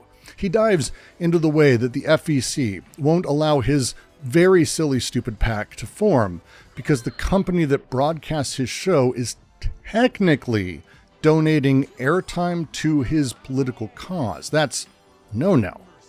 But if he forms it and adds a cover letter saying it's super, that's cool. You'll remember that last year there was a furor over the Supreme Court's decision in the Citizens United case. Oh, that said that corporations are people and people have free speech. Therefore, money is speech and corporations can give unlimited money to political issues. Unlimited's got a certain poetry about it. Mm-hmm. Okay, so here's my form. That's a regular PAC that cannot take money or a gift in kind from Viacom. Right. Now it's a super PAC? Right. Okay. However, he can't run for office while he's running the PAC. Ooh, that's bad. But he can sign it over to Jon Stewart, which he does. That's good. And Jon Stewart can run attack ads in line with Stephen's political ambitions attacking his opponent, but only if they don't coordinate. That's bad. So you end up in a really weird place that you can say you're getting money from a dark money group, but you can't say specifically any single thing that you're doing is with them or because of them. And yes, this seems insane. And yes, nobody ever sat down and made this into a law. Mm-hmm. Well, they tried. Every few years, or every single year really, Democrats actually specifically would unanimously, by the way, get some legislation trying to close this dark money loophole. The Disclose Act, they called it. It's introduced every year, almost in some form or another, and every single year, every Democrat, including, by the way, presidents, support it. 2 Republicans, one time, 16 years ago, were the exception, but otherwise Republicans unanimously filibuster or kill it unanimously. And yeah, even after all these dark money groups gave hundreds of millions to Democrats, they're still voting and trying to get this law passed. Dark money fights dark money. It's a real fucking thing in America. And Republicans, they vote to keep it despite getting their asses handed to them in the dark money battle, which is really weird.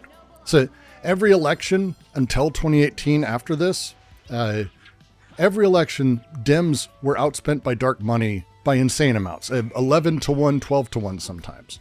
In 2016, the last big one where Democrat dark money was only a fifth of all the dark money. Republicans outpaced them massively, and of course they did. That's the primary business center, the primary industrial center was the Republican Party. Money would go there.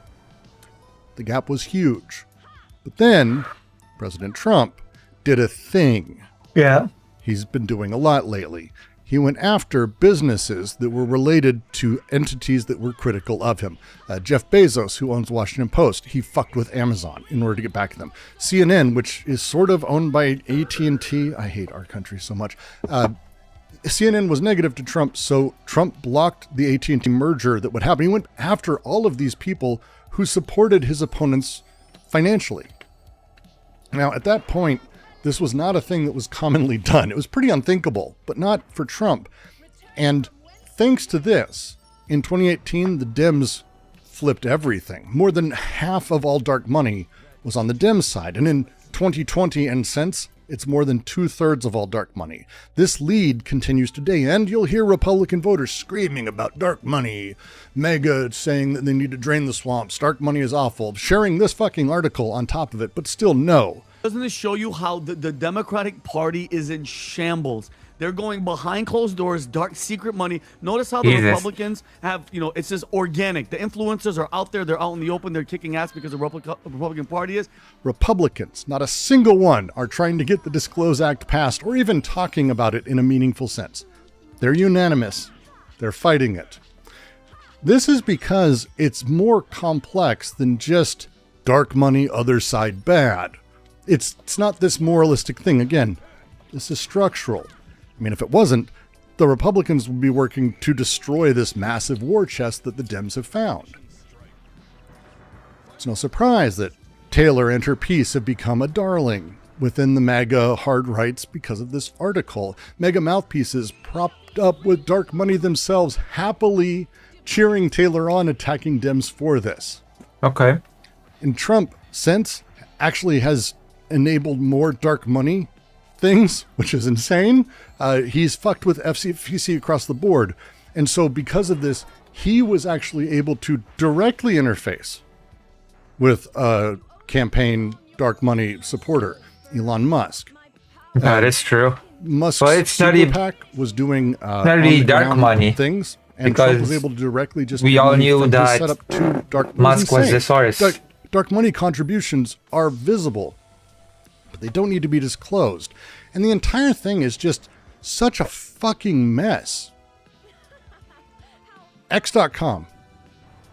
This is a mouthpiece for political action. That is true. It was purchased and has been spent and has been solely pushing everything that it can in politics. I think it's easy to say that X is actually a multi-$100 billion political contribution, maybe the largest in human history. The lines are not blurred. There are no fucking lines. And this is why people hate dark money, but is dark money evil? Okay, so first, that's a bad question. It's not. It's not evil. That's not. That is a bad question. Not evil. The image of a cabal or a special group of people who are controlling things and pulling strings with payments to people, this doesn't, one, happen significantly, not in a certainly evil way. It happens in a systematically corrupt way. Evil is a single force from a single position. The fascist attachment to the idea of evil drives the very things that as a movement, we should be fighting against. In the space of representational democracy, though, this is the problem. We exist in a system where one person, one vote has a correlate. One person, one voice. If you take back in time a little bit offline, ideally, you go back, you'll see that before the internet, before television, really, people found their vote choice through social pressures of those around them. The newspaper maybe would apply some pressure here and there with opinions, but Steve hates that paper, and I like Steve, so I don't listen to that paper. John, who sucks, loves that paper, so fuck that paper. I find myself and my vote. That's still a thing, by the way. With people, the popular paper is more popular and their views are more popular. I'm able to write myself in this way. The newspaper has a big voice, but it's clearly a big voice.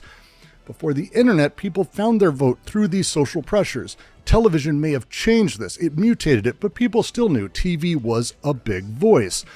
But with social media, where is your social awareness? Where is your coordinates? Where is your mapping? How do you find yourself? That viral post, is it humans? Paid humans? Bots? Incentivized structures putting things in front of you because it gets lots of clicks? You have no fucking idea. We can't map our social field. It's impossible Good now. thing I don't it hasn't been easy, take but my it's certainly opinions from impossible viral now. tweets. When money doesn't have to be reported or announced or is simply invisible, there is zero way to know what's actually important to people. Republicans my whole life have claimed they're the silent majority. And they've been able to do this because they have outsized influence when it comes to money and advertising and other things. They have loud voices. Always been the case.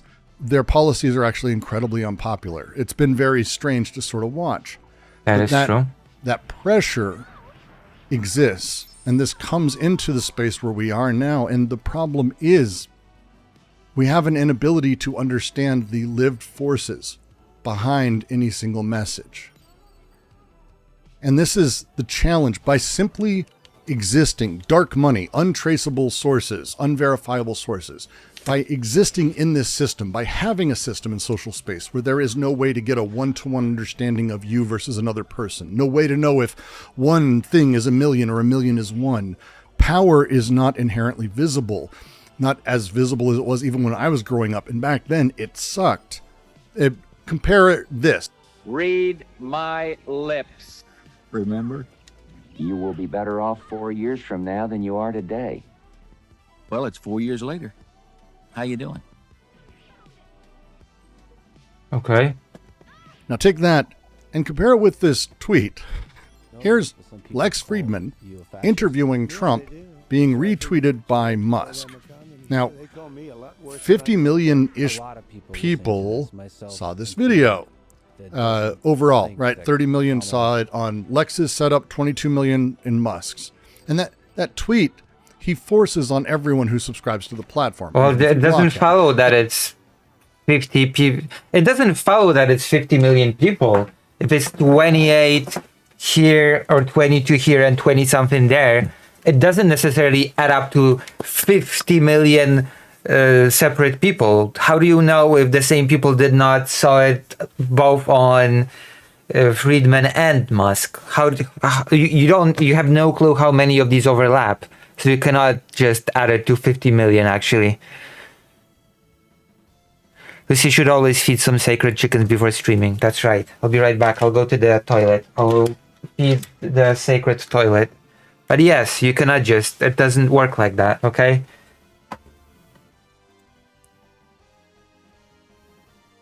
Like, why would you assume that it just adds up to 50 million?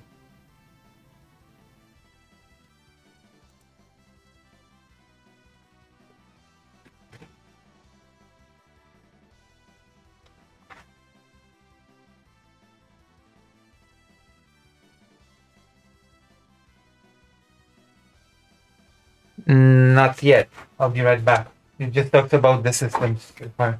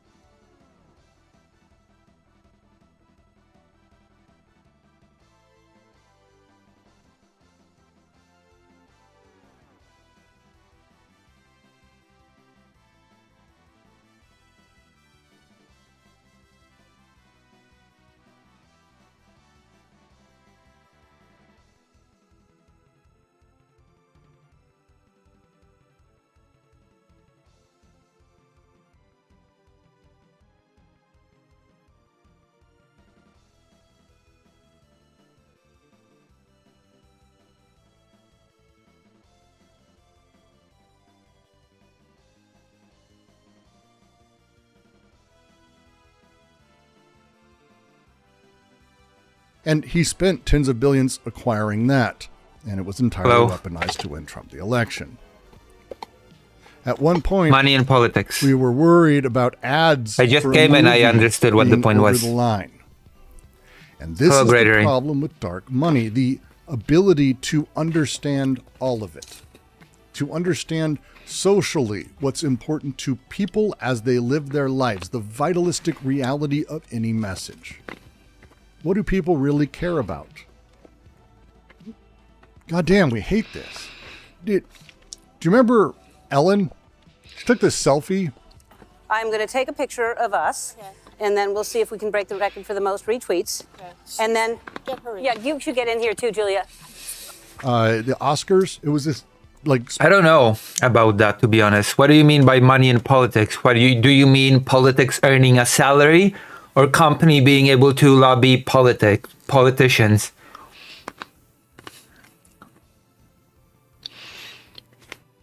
Because those are two different things. But we could label both as money in politics. Hello, Coconut Island citizen.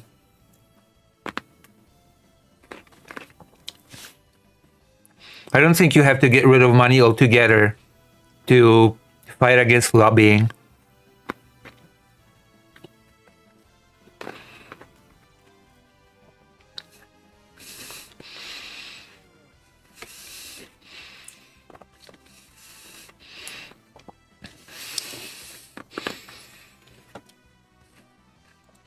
Spontaneous thing, right? And all of these people, how big was that? It was so spontaneous, all these famous, beautiful people being silly. It certainly wasn't a paid and set up moment by Samsung to get their logo dead center in frame, making all these stupid fucking rich people shills, some of whom actually apparently didn't even know it was shilling at the time. And that's the thing. We're within it. It's there. It's done. We're not looking to fight this system or keep it at bay. Concentration camps are being actively built. People of specific ethnic makeups are being put inside of them. The military is wandering multiple city streets of America, arresting citizens with military weaponry and gear. The terror is real. I get it. But dark money existing at all does its job. That's it. Republicans, they've shown over and over the absolute capacity they have to fabricate entire fake dim lib groups for capture of the passions of change and revolution. They've supported fake candidates in tons of races for this reason too. And if every righteous Democrat or reactionary leftist or just every single fucking person on YouTube just suddenly super pinky swore never to take it again, what then? What the fuck does that do? Are you able to trust any videos suddenly? Any articles? No, you'll have to consider things that are said and think about them and find someone you can trust over time. Because it doesn't matter. That's the thing. In all of these reports and responses and commentaries, you'll hear this idea about the dark money simply being involved means everyone is therefore corrupted for the status quo. Who's the most pro-Palestine person implicated in any of this? There's none. I mean, all of them are doing this like 1-to-1, dollar for dollar, everyone's corrupted. This is how children view the world. The story, so simple, dark money, personality of evil. It has a goal, it has an intention. It doesn't. Capital's never cared about subjugating you. Capital doesn't give a fuck about you. It never did. It's not a person. It's not a character in a play. What these creators, and certainly Taylor Lorenz, don't want you to think is that capital is bad. Just that kind of capital. Dark money has specific wishes that bend things and corrupt it. No other capital does that. Certainly not family money. That wouldn't do it if your family had millions. If you went to a private boarding school and your reality is one where money affords you the ability to spend years taking shitty, underpaid writing gigs to build a career. That type of money is totally cool and would not ever fuck with anyone. And of course, because gossip and drama runs things, this is the thread people are now attacking Lorenz with personally. Fuck. big names at Chorus went right fucking to it. They're also children. Man, so many of these fucking people are just shit. I don't have it quite as nice as some others, but my family and I are lucky. We're in a place where ultimately, thanks to family and friends, we're not going to go homeless. Okay. Happy until then. I'm also not quite at the point of being above food stamps and begging the support of friends and random jobs. And that's the thing. It doesn't matter. None of these details matter. Lorenz's background, my background, any of this shit, the money someone gets from who, it doesn't matter. It's not relative to a goddamn thing. That's all color. I actually always assumed Brooks was pretty well off. Against narratively to decide goodness or evilness in a person, which then allows you to justify any feeling about their work. Anyone who has become successful has done so within a corrupt capitalist system that plucked them out of things due not to their merit and specialness and brilliance on the left, but happenstance, alignment with the system at large, mostly. And gossip like this shit expends your energy, your impulses for change. It makes you think you're making change. So you put energy into it. Gossip and drama and bullshit back and forth are so fucking attractive. And the system is built to reward that kind of content really, really well. It is so hard not to make that shit even by accident. Look at this channel. Some of our most popular shit, most of the biggest ones, is drama baiting as cover for philosophical discourse. And the rest is just not sexy. I have on here a piece I thought was pretty great. It's a tearful, horrifying conversation talking about trauma and tragedy and memorials involving one of the most well-known tragic events in American history, certainly in American recent history, but damn. In that other video, Brooks called that bitch a grifter. All these people who got this successful, or will, they're there because the system is built to reward things. Do not take their lack of taking dark money as though there is less corruption magically. Do you want to know how you can tell if you can trust a report, a video, a piece of content of any sort? You watch it and critically engage it. That's it. Did you find someone paid by dark money? Who cares? I don't give a fuck. What was the piece about? Tell me why the piece matters. What does the piece impact? What are you going to do with it? Would you like to debate if it's better that Stephen Miller is actually a true Nazi?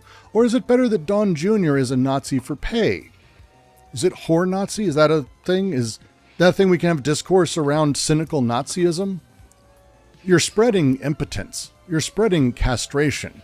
The demand that one must control oneself. The fear that any compromise renders you complicit. That any strategic alliance makes you impure. This is paralysis for revolutionary energy. And it's transforming it into performative self-surveillance. It's what you Saturday, are witnessing over this last week is the weaponization of moral purity preventing material action. Every hour spent auditing YouTuber bank accounts or the history of every single video these YouTubers have done or TikTokers have done or posts from 20 fucking years ago where they use a slur or do this or that. Great. That's hours not spent organizing tenants, blockading ICE facilities, not talking about how Trump is actively extrajudicially murdering people illegally. You're not building mutual aid networks that make people less dependent on this system that you claim to oppose. Doing nothing. This piece does nothing. This obsession does nothing. The obsession with authenticity, this archaeological dig through funding sources, unearths the real true person beneath. It's like the worst of all the bourgeois luxuries, a belief that clean hands matter more than effective hands. The narcissism of small differences scaled. I mean, if it doesn't matter if it's good or bad, then why would you want to do anything about it? Focused on individual moral calculations. I would pose this question, I guess. Individual solutions never, ever, ever, ever, ever address systematic problems. Ever. When you demand creators reject all potentially compromised funding, you are not purifying discourse and output. You're ensuring trust fund kids are the ones that can participate in it. You are recreating the very class gatekeeping you pretend to critique. It's like, I don't know, are you asking me or paid internships? Meanwhile, actual power is consolidating. Surveillance is expanding. Deportations are accelerating. And the left, again, the left cannibalizes itself over the precise moral weight of a Patreon subscription from the wrong person. Revolutionary change has never emerged from a pure space. That is not a thing that has ever happened in history, and it will never, ever happen in the future. It emerges from strategic coalition building among compromised actors who are willing to act despite imperfections, fearlessly. The Weather Underground? That wasn't funded by bake sales. The Black Panthers? They took money kind of from anyone willing to fund breakfast programs and legal clinics. Zapatistas sold coffee to fund their autonomous zones. Stop auditing. Start building. Every real revolutionary movement understood that the perfect is the enemy of the possible. The possible is the enemy of the actual. The actual requires you to work with materials you have at hand in the world as it exists, with people as they are. Not as you wish they were in some hypothetical realm of perfect political consciousness, idealist, Platonist bullshit. You're a fascist. The revolution will not be crowdfunded by people who are ideological pure. It's never going to happen. It will be built by people willing to take oligarch money and use it to train organizers, fund strikes, and bail out activists, constructing the infrastructure of liberation. If capital wants to fund things, let them fund the goddamn guillotine.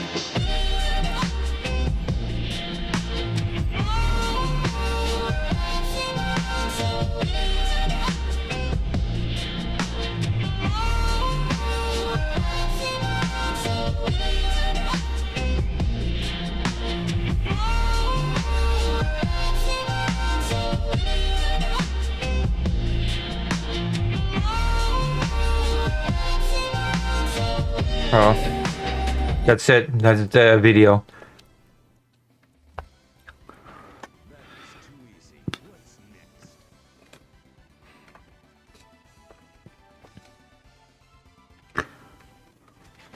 Well, you cannot say who cares, because Brooks's argument was that it funds the guillotine.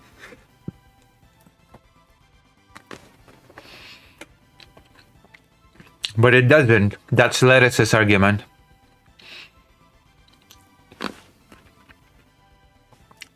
That it doesn't fund the guillotine at all.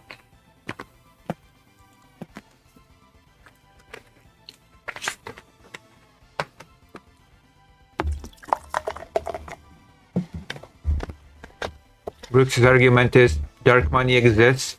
We might as well make it work for us. But Lettuce's argument is it's not working for us at all.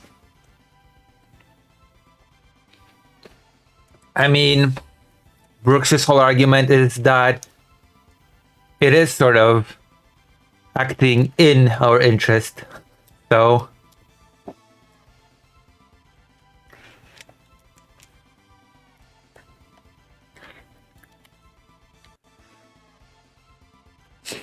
we cannot really say that it doesn't matter, because in this sense it does very much.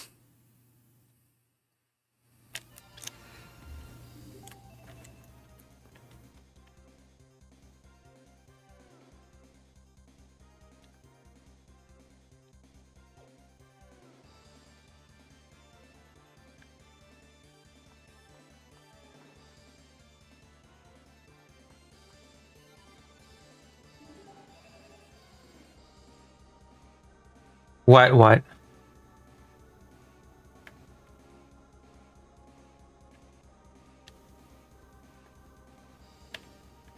Actually pretty simple. I'm not... Are you talking to me? Who are you talking to? I can't tell.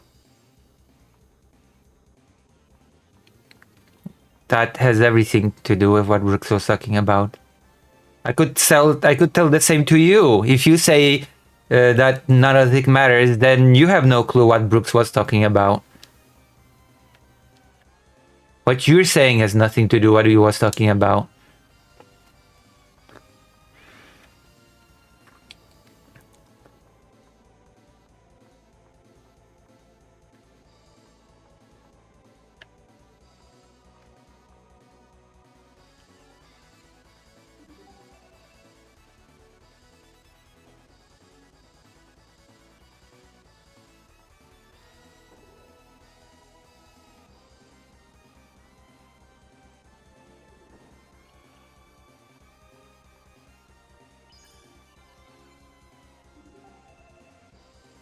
Oh.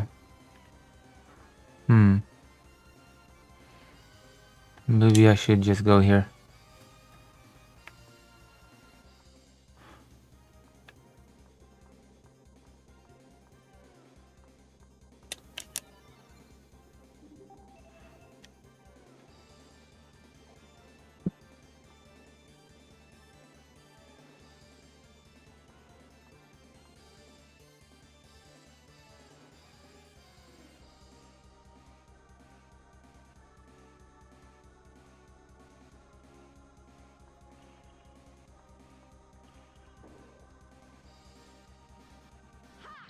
Here you go.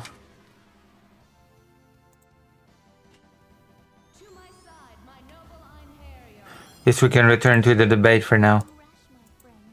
Factional reporting. Sorry, Okay, so if I do a piece, the problem with dark money is not that it's evil. The problem is this incentive structures behind it, and the connotation that you're balking against is not dark money, and the dark, carries opaque, evil, dark sort of connotations. The connotation doesn't change just because it's Democrat dark money. It's still dark money, and there's a conversation to be had about dark money. Everyone here on this panel is fine with the Democrats using the dark money to establish a media presence. We just want you to value transparency. Okay, let's say I do 2 articles on and at least Mercedes 1630. is honest about it. Let's say I do 2 pieces on 1630, and they're worded exactly the same, except in one, every time I refer to them, I call them dark money, and the second one, I call them a social welfare organization, because that's actually like what a 501c4 is, right? Social welfare. Do these 2 articles have the exact same impression? You think the big beautiful bill was big, beautiful, or a bill? Yes, because someone describing themselves versus someone describing someone they're writing an article about, you fucking retard. Yeah, sorry. Any serious people want to answer that question? Thank you. Well, that's the entire point, is calling it the big beautiful bill is supposed to give it a positive connotation. They're trying to build it up and make it sound a lot better. Just as do you think Republicans are trying to make it sound bad when they call it that, right? No, he thinks Republicans are trying to shit Boner box. It is big. It is beautiful. They do have different connotations. Yeah, and the dark money article that you described there would be more accurate because it gives a better understanding of like the structure of this organization. Something that's flawed. Social welfare fund. That's, I don't know where are the goalposts going. I was asking you. I was asking you if she said anything. Yeah, she definitely used the term dark money on purpose, and it does create a different connotation. But as a journalist, she's trying to tell chorus, dark money and disclosing being funded. One second. She's trying to tell a story, and she has a point of view. She's trying to communicate her point of view to the audience. You may disagree with her point of view, and you may think like she's representing things poorly or she's leaving things out. It would be completely appropriate for you to explain what she's leaving out and how she's representing things poorly, and why it's actually better to refer to this as a social activist, whatever you're saying was the other name for it. Like, that's totally fine. But what I've said before is like, it's fine to criticize the article on the merits. What I hear people doing is just saying it's filled with errors and lies and it's wrong and so on. I think these people are done. I feel like these creators are so done, like constantly being attacked by leftists, that at this point, the more strategic narrative is to the evil position leftists yourself in a place where, oh, anything that a leftist says about me is a lie at this point, because I could actually do something that wasn't wrong and they're going to lie about me anyways. So let's just put myself in a position where everything that they say is a lie as my ultimate defense, because the attacks are nonstop regardless. It's like, I would, if I were in this position, and I think, I've been on their, I've kind of watched their position. I've been witch hunted by these people. I've been doxxed by these people. I'm pretty sure maybe all of us have. I don't know, but like, it gets to a point where, yeah, like and I know this is not maybe it wasn't Taylor Lorenz's intent. I think it 100% was their intent, but you're activating like this mob of people who have the worst intentions on the planet. So I think formulating your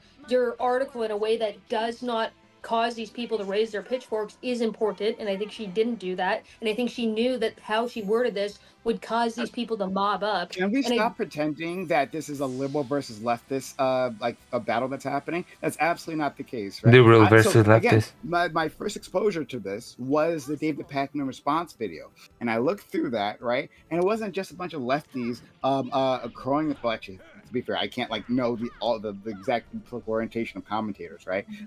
But it seemed people from his audience, right, who had been there a while and who were disappointed in him. And maybe they were wrong to be disappointed in him again, because I'm actually more okay with the funding of this group. But it seemed like from my observation, there are people from all sides of the political spectrum. A liberal can also have a problem with this funding structure. A liberal can also have a problem with the lack of disclosure. Right? Liberals have those thoughts in their head. Sorry, what? Aren't you a country girl? Didn't you do cattle ranching? I don't know. You look yeah, like I mean, somebody I just haven't met any liberals that have a problem with this. Most of them just think that the leftists need to shut up about it and stop like witch hunting. Okay, well, your friends don't have a problem with it. That's great, but like whatever. Trying to build up here. I think the thing you're saying earlier, Mercedes, is basically right, that people have adopted Warhammer. the position of just like, if you're criticizing me, you're lying, it's a fake news thing. I think that's like a Donald Trump style defense. When the media criticizes him, it's fake news, the journalist is bad. I think that's what people are doing in response to Taylor Lorenz. You may disagree with her point of view, and you may think, like, I agree, she is trying to make it seem bad because she thinks it is bad.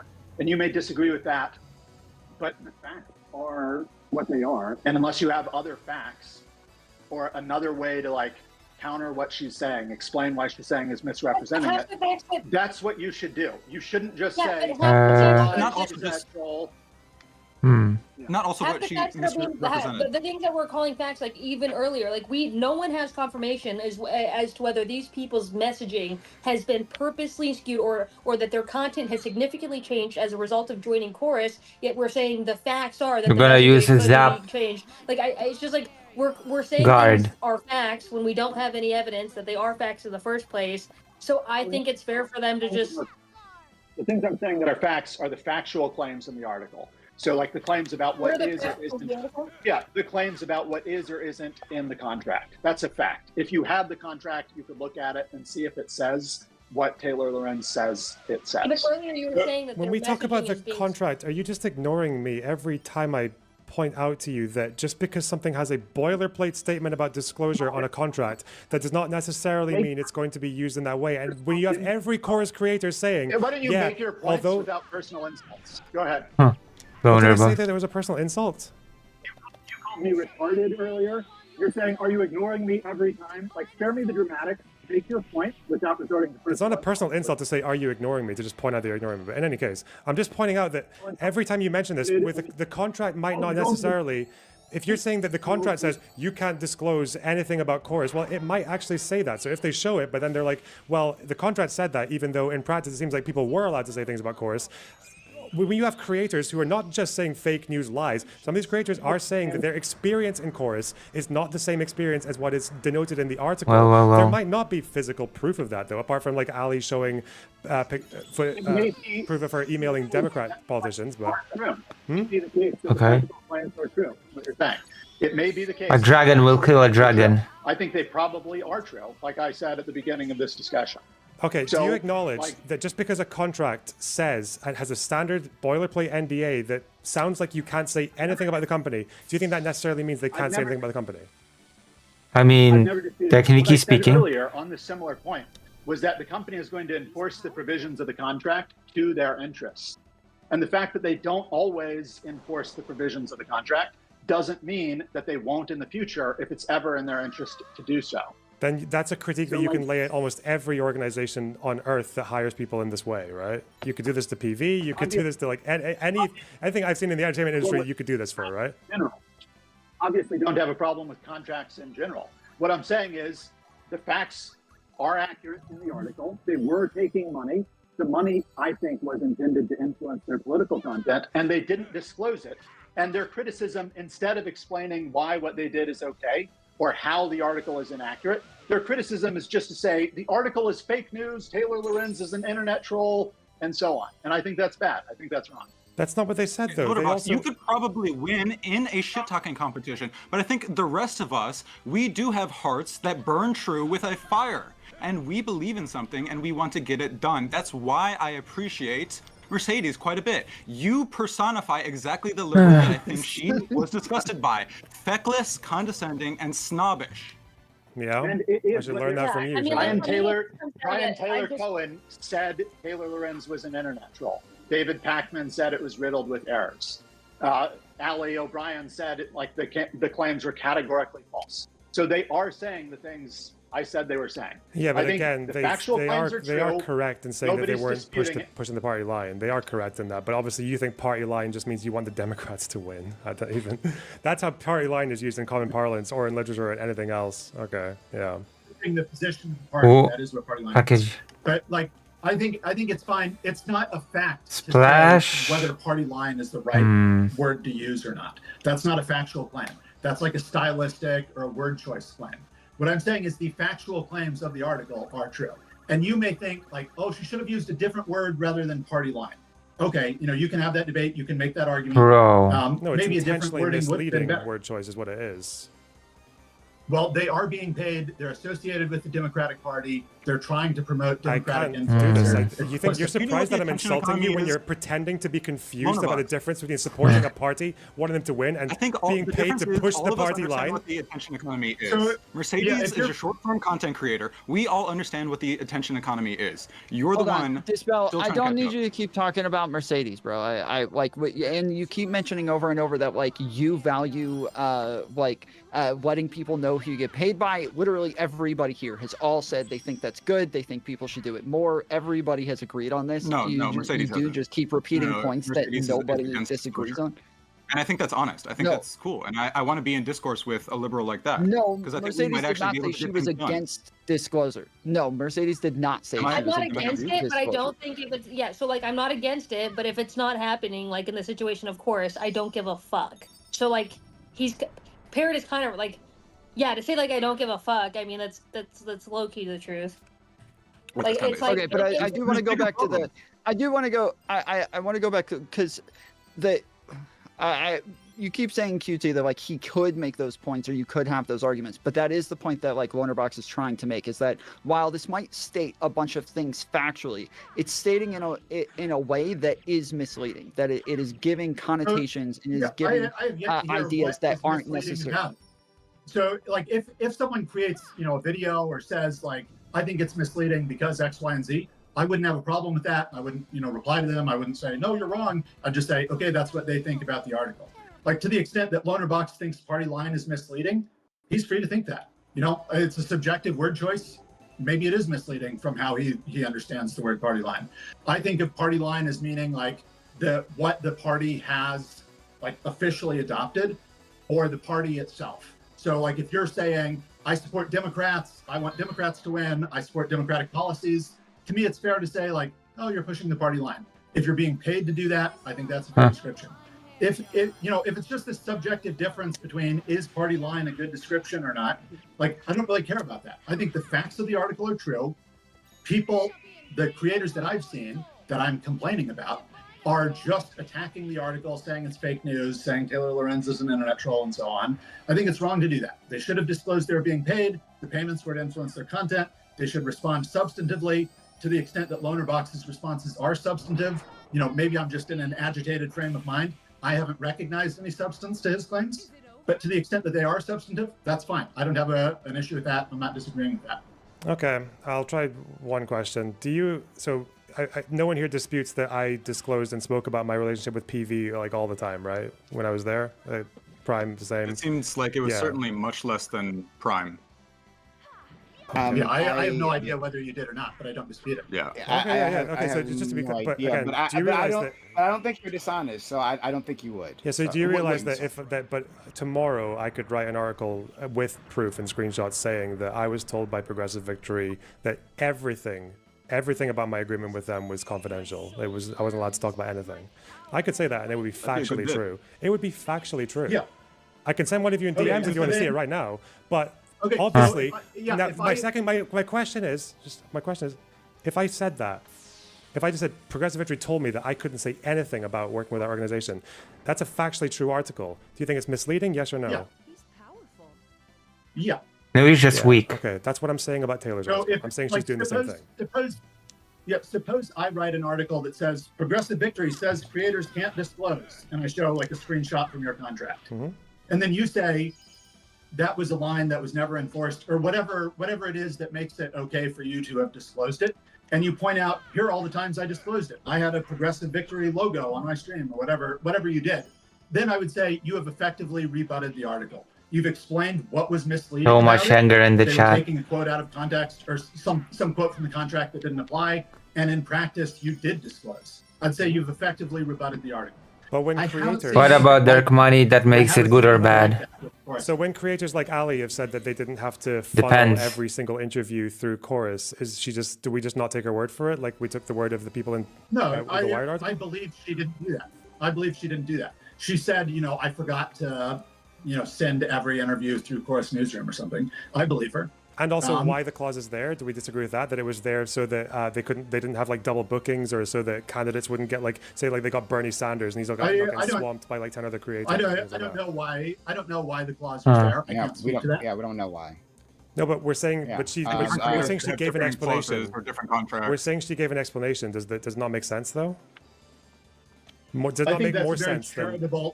Yeah, I think it's a very charitable explanation. Okay. Just like, if I made you sign a contract that said I get to control your bank account, you could give a charitable explanation. You could be like, well, QuickThoughts has my best financial interests in mind. He's going to do a good job, whatever. That would be a charitable explanation, or you could give a sinister explanation, like I'm going to steal all your money. Well, okay. And likewise, we can give a charitable explanation. Sinister, an ad homing, a critique, and honestly just abusive responses. Nothing I said there was sinister or abusive, but in any case, you could go to the. You haven't been abusing QT. You could give a literal interpretation of what they say here, which is booking engagements. Disclose to Chorus Newsroom personnel any engagements with government officials or We're just others talking past on each other, I topics see. related to Chorus's policy agenda that the contractor arranges through other means. That sounds like the contractor, the creator, I think you're arranges. doing that thing. I think you're doing that thing you accused the Wired article of. You're reading provision number 2 out of 3. So the first provision says you have to organize interviews with lawmakers through the Chorus Newsroom. Second provision says any interviews that you organize independently you have to loop Chorus in. The third provision says you have to fully cooperate with Chorus that's on what the interview. I wish you would stop. Listen, my friend. You don't love me enough to finish my sentences. Please stop doing it. You don't love me enough to finish my sentences. Yes. This is the purity checking. This is where the purity checking is coming from. It's coming from the establishment. This is an abusive relationship, okay? This is an abusive relationship, and you stop. No, I'm not interrupting. I wasn't finished. You're interrupting me. I'm not interrupting your interruption. Okay, I've got one more sentence. That is within a contract that says Chorus can demand. Well, that's not Brooks's or stance. revocation of any content at a Chorus organized event. That you also have to organize interviews through Chorus. Yeah, you were interrupting my interruption to go in a completely different. You have no idea what I was about to say. Go ahead. I was reading point 2 to say an example of a literalist reading would be to say that if you were saying disclose to Chorus Newsroom personnel any engagements with government officials or others on topics related to the policy agenda, if you read that literally, No, he's it not. sounds like they're saying He's saying that it's bad, but we might as well use it to our advantage. He doesn't say that it doesn't matter if it's good or bad. Quite broad if it's Democrat stuff. He doesn't say that he cares. He doesn't care.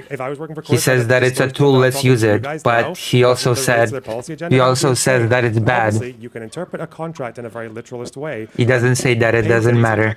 He says if the capitalists want to fund something, they might as well fund the guillotine. That very clearly implies that it's not a statement of or a normal I disagree or agree that it's bad. Anyone who understands how these contracts work.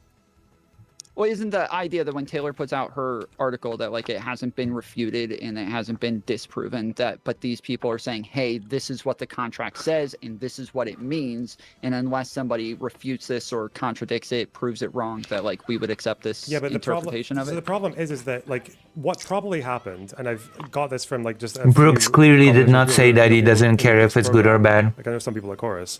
He said that it's bad, but we can utilize it to get our goals. Written in a fairly draconian sounding way, not because it seems again, no one in Chorus has ever come forward and said it was actually used in this way, but because, same reason in Progressive Victory, you're working with content creators as a non-profit, working with people related to politics, and that can open you to a lot of very murky areas where a content creator, again, content creators are kind of erratic, they're kind of mental, okay?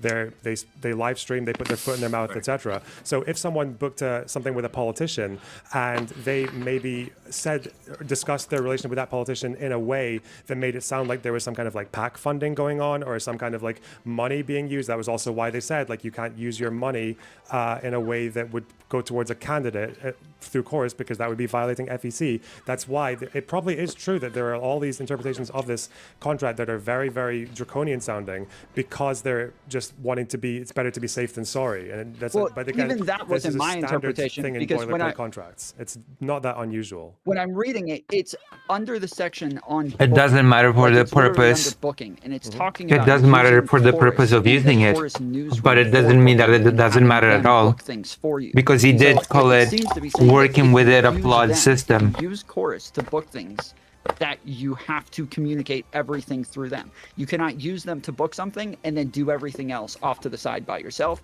That like once you use them and their newsroom, you have to go through them for literally everything. That's what it seems like, because it's literally all under booking. That entire section is only under booking through them.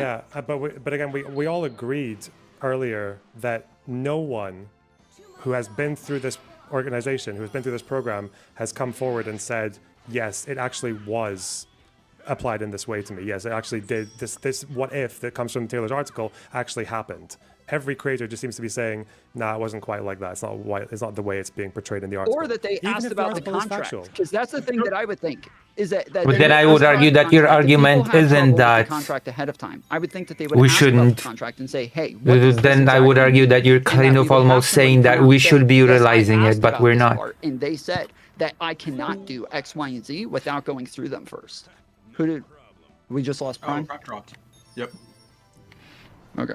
But that's why the just falling back on the everything they said was factual to me is not good enough, because everything they're saying about the contract could be factual, but when we have no evidence of anyone in chorus actually having the contract applied to them in that way, that's where the problem is. Displaying in the It's difference background. between a boilerplate You would need a whistleblower to believe that there's something going Someone on left. inside the black box.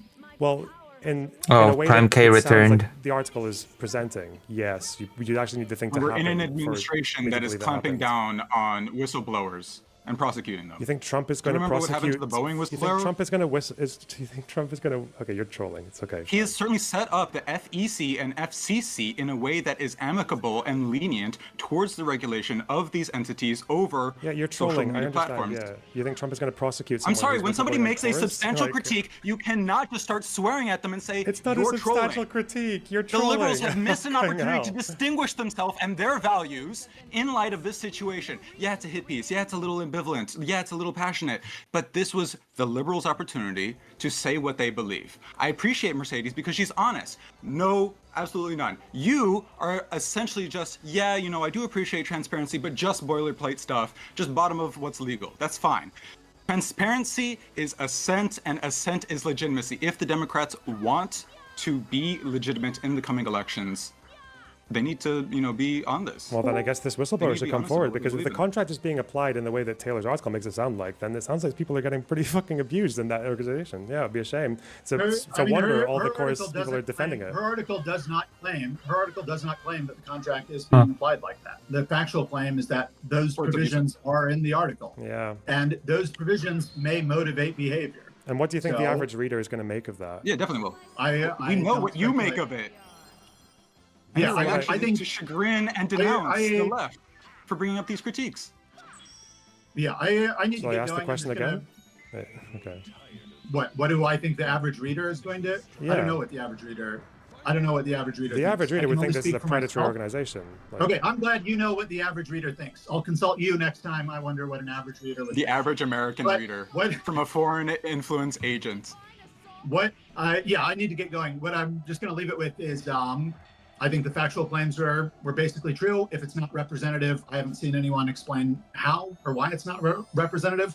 And I think it's wrong to Oh my create a gosh. fake news card if you can't actually explain why it's fake news. So Well, before you go, I didn't know you had to head out. If you want to shout out your channel real quick and let everybody know where to find you. Oh yeah, I apologize for leaving early. I thought it was 2 hours. I see you said 2 to 3, so sorry about that. I Jesus. mismanaged my own schedule. I apologize. But thank you for having me. I'm on TikTok. My channel is Quick Thoughts. So Quick Thoughts, clearly. Awesome. Nice meeting Appreciate you. Yeah, thank you for coming. Have a blessed day. Okay. Well, if we have a little bit more to go, if anybody wanted to ask any questions, you guys can send those through super chats or tips. There's a link pinned at the top of my chat to where you guys can send any questions that you had for the panel before we wrap up. So I guess People we did abuse get the to word dark money the thing, word because that was revolution gonna so be badly. My next question. I know that a lot of people made a big deal about Taylor Lorenz having what they called dark money ties as well, and feeling as though, because as I said earlier, from my Raise your perspective, damsel. this was never the standard, is that you had to disclose these sorts of things. I think it's good too. I've always talked about, like, anytime I got money from people or had any sort of investments in my channel, I've always made sure to talk about those things. But I also never felt like that was a standard. And when you find out that Taylor seems to be holding these people to a standard, a pretty high standard, that they shouldn't even be taking dark money, not just that they should disclose, but that this is already some sort of nefarious group that's putting money in there that they don't know where it comes from. Sorry? Oh, I meant look, it's the They prison. can definitely take it. Well, I'm saying it doesn't seem as though Taylor feels that way. Like when she's talking about dark money influences, that definitely again seems to say that, like, this is some sort of nefarious purpose. You don't think that's the case? I think her like divider on that was that she can. Well, okay. Well, I guess her first claim was that Omidyar is not funded, or her whatever she's part of is funded by not the Omidyar network, but the Omidyar family wealth. Yeah, technically she's somewhat correct on that, but it's so the 1630 project did not fund them, which is what the original claim was from Good Trouble. He was totally incorrect on that. So Good Trouble L, but yes, he was totally wrong on that. But she didn't get money from 1630, but Omidyar has Omidyar Network, Omidyar Group, Omidyar LLC. And Omidyar Group is a 501c3, or sorry, 501c4. And so that is funding the rest of these things. And she keeps saying that they are a hybrid to where one funds the other. And she says, oh no, I know all of the money is coming from him, but you don't know that because it's coming from a 501c4. And the distinction that she made is that it has to have like some sort of political influence. Yep. And so I don't know if the Omidyar funds a bunch of like liberals and conservative journalists or not. I have no idea. I mean, they funded like what was it? They funded The Intercept as well. Like, it's a very left-wing source. I don't know how. Well, that was the idea that I got, is that it was all farther left. Yeah, but when she says nonpartisan, she's being very intentional, because partisan in the legal sense that she's using would also make chorus nonpartisan because they're a nonprofit. Nonpartisan just means you're not like giving money to politicians, and yeah. Right, the 501c4 would make them nonprofit, or sorry, not it would make them nonpartisan. So yeah, that's that it does seem as though they have like some sort of partisan goals, just they are a 501c4. Okay, let's go. You can look at their website as well. They're talking about how they want to promote like DEI and shit. Like, yeah, they're obviously left-leaning. It's just not partisan and legally, yeah. Yeah, so it did seem as though she was kind of holding a standard that like this was some sort of bad influence on the political space, when she seems to also have a similar influence. Yeah, I think it was a high key for the enough for me moment, to be honest. So I didn't like I heard a little bit about this, but like I don't you know more than I do, Tom. So you'll have to help me out here. So could you so this funding source, is she saying that like, oh, I don't have to disclose this when you have to disclose that? Or is she saying that like in terms of how you should view these two organizations, they're completely different? Yeah, which one? Yeah, the way that you would view the types of funding is different. That one group, because you don't know where the money is coming from 1630, that this could be some sort of like nefarious funding that is influencing your ideas and the directives for Chorus. Whereas for her, she believes that she knows Omidyar is like he's a billionaire and that he's paying for all of it him personally when it's a 501c4, so you don't know that. Correction, it's not And a then also, it's not a just did she not- one factual correct. It's not a 501c4 that funds the reporters in residence. It says it's their foundation, which I believe is a 501c3, but then it's also the LLC. The LLC is obviously that's Omidyar Network. Yes, that's Omidyar Network, but Omidyar Group is part of the what is that? But they like it's part of the hybrid, which is a 501c4. So no, the hybrid is a 501c3 and an LLC. That's the hybrid. Is it? I thought Omidyar Group was also part of that. This is their response because they put out a response to people claiming that because of Taylor saying because of people claiming that Taylor was funded by 1630, right? Yeah, but their response on their website says Omidyar receives no funding for reporters in residence through the 1630 fund. Our programmatic work is supported entirely via the foundation and LLC.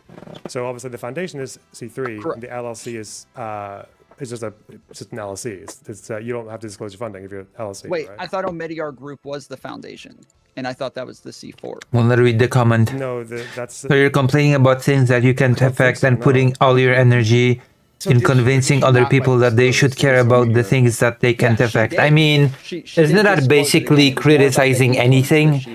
Like, are you saying that we should not criticize anything, Estelle?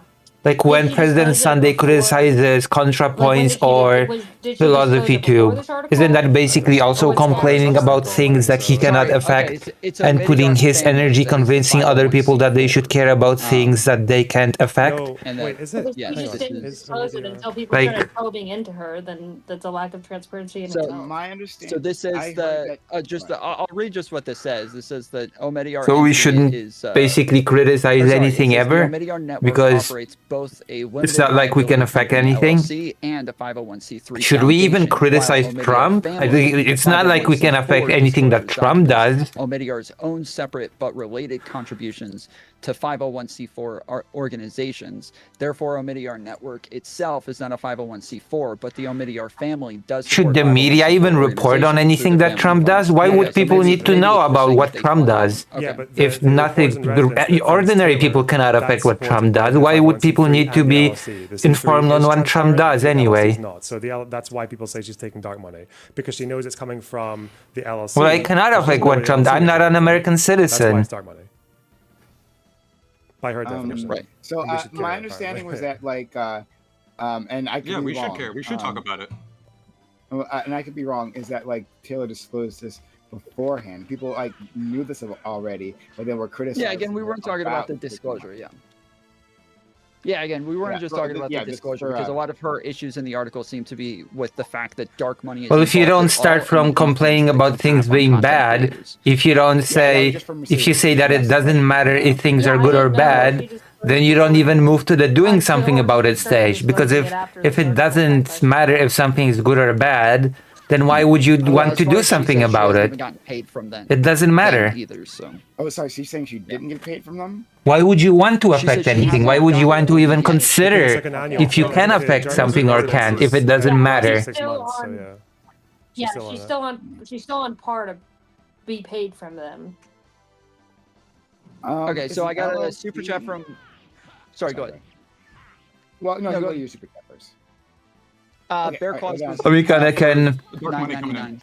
can influence my viewers to so what is more do local politics in the US, but my reach is quite limited, as you know. I'm quite a small content creator.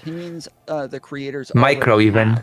It's not hard. Also, hello, Contraband. You're being bad faith. I hope to see you here more often. We'll start with Prime. Do you think that they're asking influencers to kind of move if they're grabbing far left people or if you anybody who cannot be critical even answer the question if something is good or bad, then how do you even go to should I do something about it at all? So I already answered this question, earlier, but I'll do it again for this chatter supporting Tom. Why would anybody do anything about it? Yeah, I think that from my limited observations into all of this, it seems like they're just finding people they already agree with them, and rather than necessarily like going and censoring them specifically. I haven't seen any evidence of that yet. It might exist, but I just haven't seen it. And that's just the easier way. But if you don't even taking someone if you don't even engage the question, then how do you know what you can or can't affect? That in itself can be scrutinized by the law, right? And this individual doesn't align with you, is going to fight you, going to be like with that attitude, the solidarity movement would have failed miserably in Poland. And then, because from the perspective of the opposition, the government was unbeatable. It was an unbeatable force. As far as I know, nobody expected the Polish government to fall. To gatekeep. I mean, you can decide who you pay your money to. It doesn't have to. Just because you're opening a shop like this doesn't mean all political, all sides of the political spectrum, or all sides left have to be involved, right? So they're allowed to do that. And even, again, I myself would not be included. They wouldn't want me in something like this, which is unfortunate for me, but still, I think they're completely right. I think from some of what I heard, you never know what you can or can't affect as part of this. Like people who are much farther left, people who are, most of what they do is criticize like the establishment Democrats and talk about Israel, Gaza, and things like that. And maybe I should put an application. But then I would Dispel. Did you right? Sure. Dispel. Did you want to answer the question? Would you mind reminding me on the question? Yeah, they're asking, do you think that people go ahead and pay people who already have the same beliefs that align with the goals of the organization, or do you think that they're limiting people? So it's nice to see that the chat has become more active. I think Chores is doing a good job. They've got a couple of variety of voices, so they're trying to see what works, what resonates with the people in like a testing environment, and that makes sense to me. I think that makes a lot of sense to me. But if the goal is to incentivize virality, if the goal is to take up space in the digital sphere, what chores do we have to do? I think the incentive structure cleaning the house that I meant. Incentivizes cleaning in my house. Virality, not competition and creativity, but nepotism. And I think Mercedes and I agree that this program would do great with some sort of incentive reward structure. Right, Taylor Lawrence is on her 1 year sort of sabbatical to enter into the program. I think that's great. And then once you're in the program, like a scoreboard every month for whoever gets the most engagement. I think that's a great way to turn it. All right. I agree, Jordan. And then it's been so long, Jordan. Wait, Jordan, are you new or? I think you're not new, Jordan. I guess. Wait, Jordan, no, you're not new, Jordan. But it's been 10 years since you've been here. I'm not sure what they mean by it, but they said that. Do you think that it's been so long since I've seen you here, Jordan? If you're the Jordan that I'm thinking of. I don't know. Because the KB9 WT is throwing me off. I think it might be for you, or maybe actually might be more. Yes, please, please help me grow from a micro streamer to a small streamer. They're getting the money. Every like counts. Okay. Every person in the chat counts. But if they were getting $8,000, right? Like, how would you know? Like, your support matters. $8,000 came to in, me, at least, and then it helped them presumably, have a better setup, have something, right? Like we wouldn't know what we couldn't follow $1 versus another, so it being fungible. So yeah, you guys, if anyone wants to speak to that. Yeah, that was from Lord of the Nerds. He also that was for $2. He also sent another $5. Imagine arguing this hard not to disclose political financial support. Imagine being such a tribalist that you argue hiding political financing is okay. I don't think anybody's saying that that anybody should hide it. I don't think anybody was saying hide it. I just you shouldn't do anything more. I think well, even I don't think there's any laws that said that you have to disclose this sort of thing again, unless they are. That's where the opportunity to show your personal values comes in. Hell yeah. Right, but you just said that you need to stick to the law. So you did just say that's the bare minimum, right? That's the bare minimum. I mean, Estelle is getting a bit heated. Show. And what Prime and I were saying is that there's. Do I get some bonuses if you get big? Of course you get bonuses. Your values by releasing. If I get big enough, then Mr. Zandberg would agree to come to my show. Resources that they receive I would have to him. make content that supports or opposes a candidate or Okay, campaign. and interview him. From the article, it said. I could have sworn in the article it specifically said that they That's a use bonus. it for content. Maybe. It seems like they're saying content that supports. I think I'm about to lose. I think they're saying content that supports or opposes a candidate or campaign.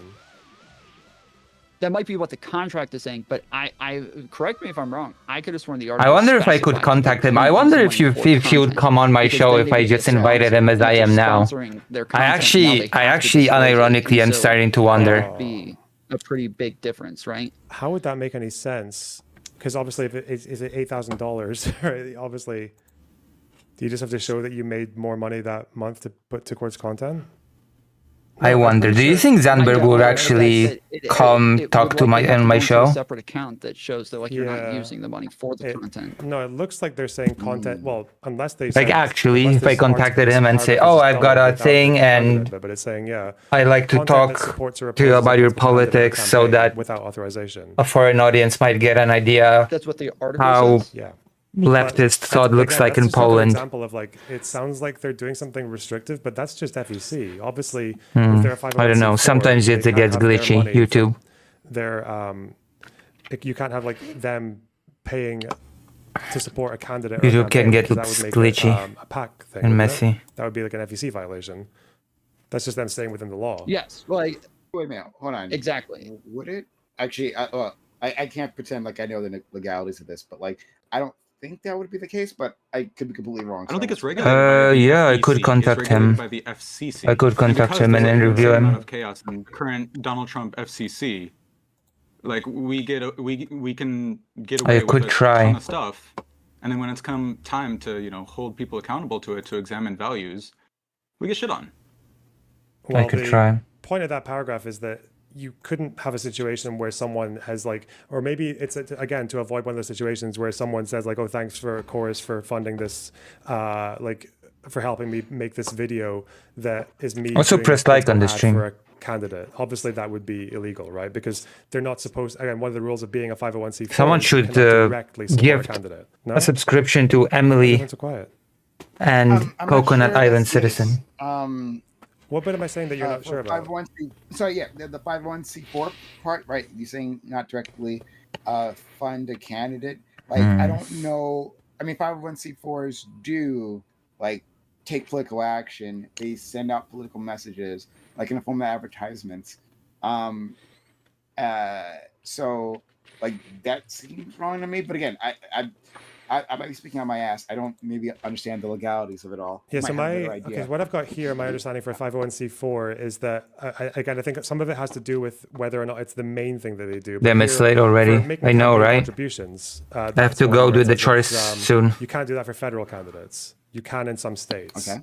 So that's one for a 501c4.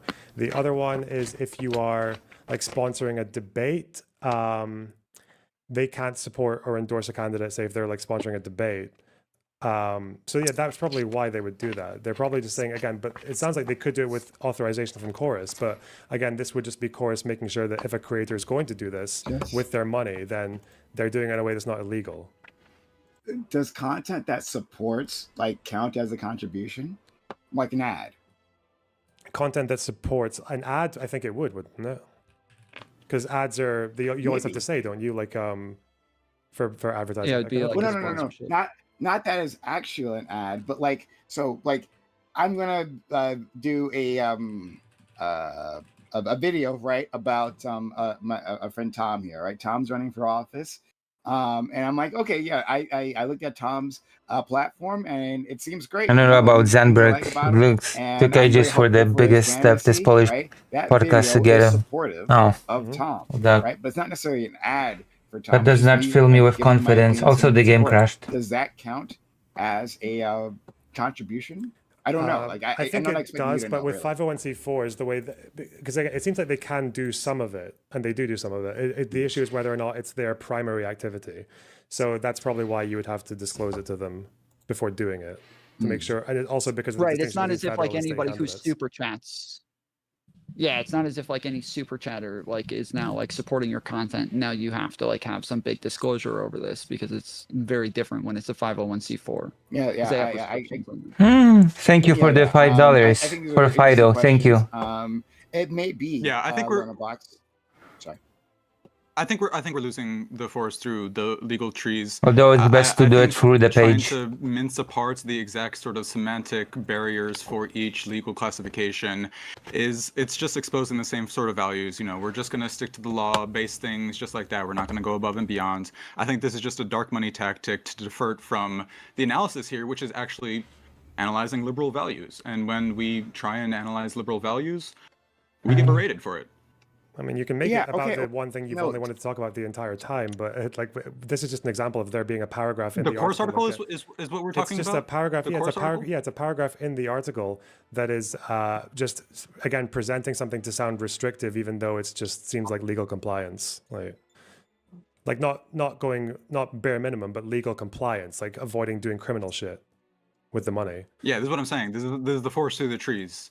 It's not forest for the trees. It's the article presenting something that is them actually doing something good, but in the context of trying to make it look like it's restrictive onto the creators. Yeah, not breaking the law is good. I completely agree.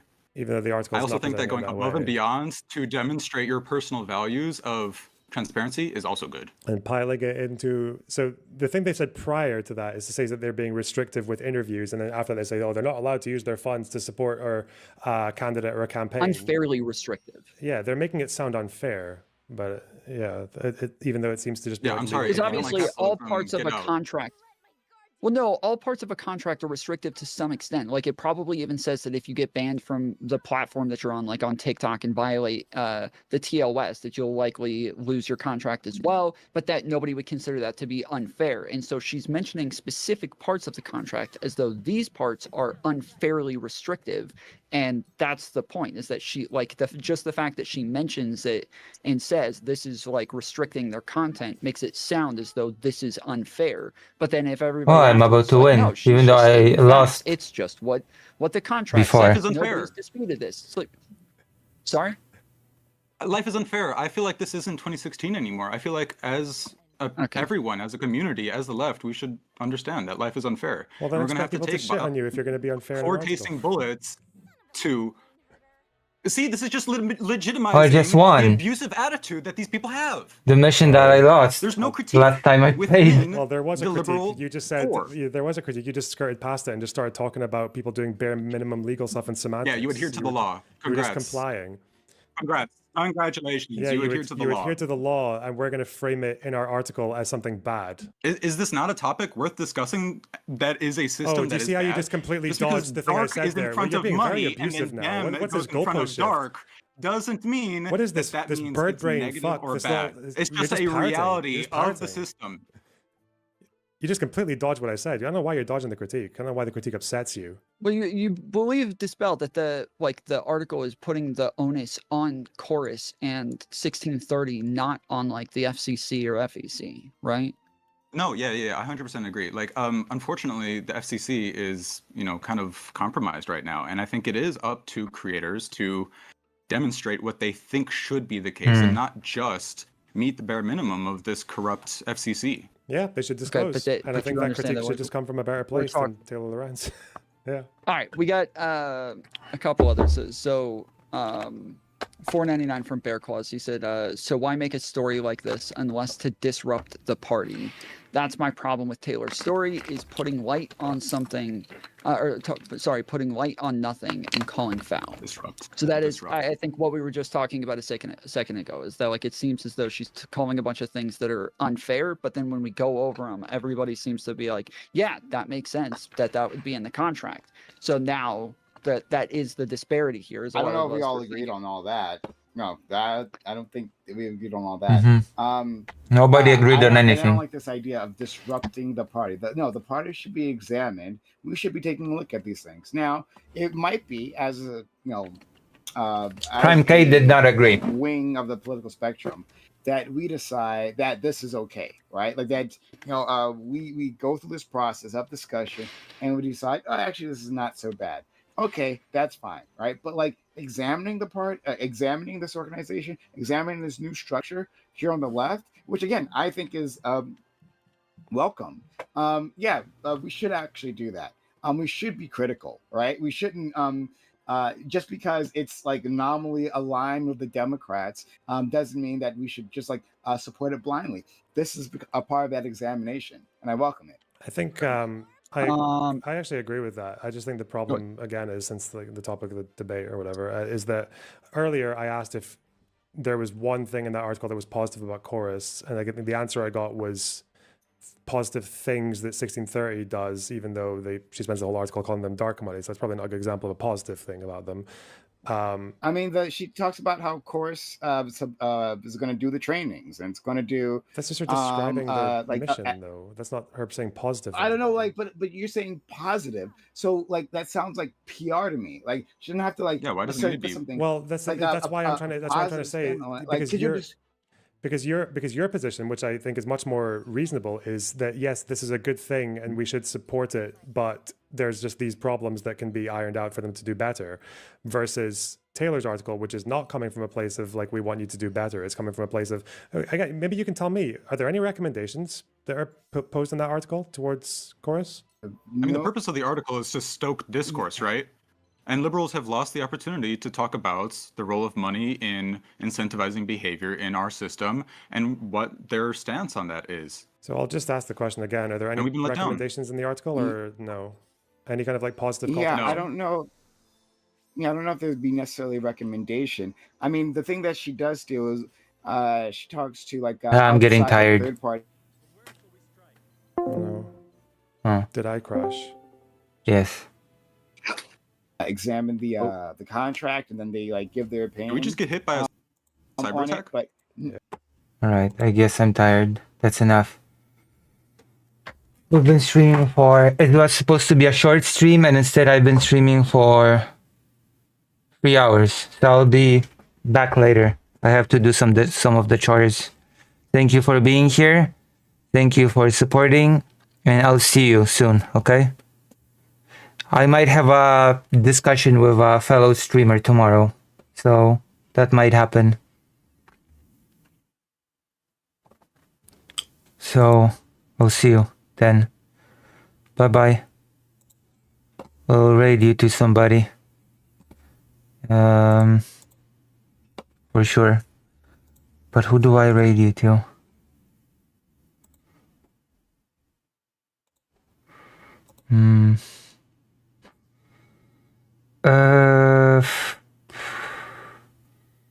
Kid not kin, I guess. Okay, I'll see you. Could raid you to Vosh. Bye.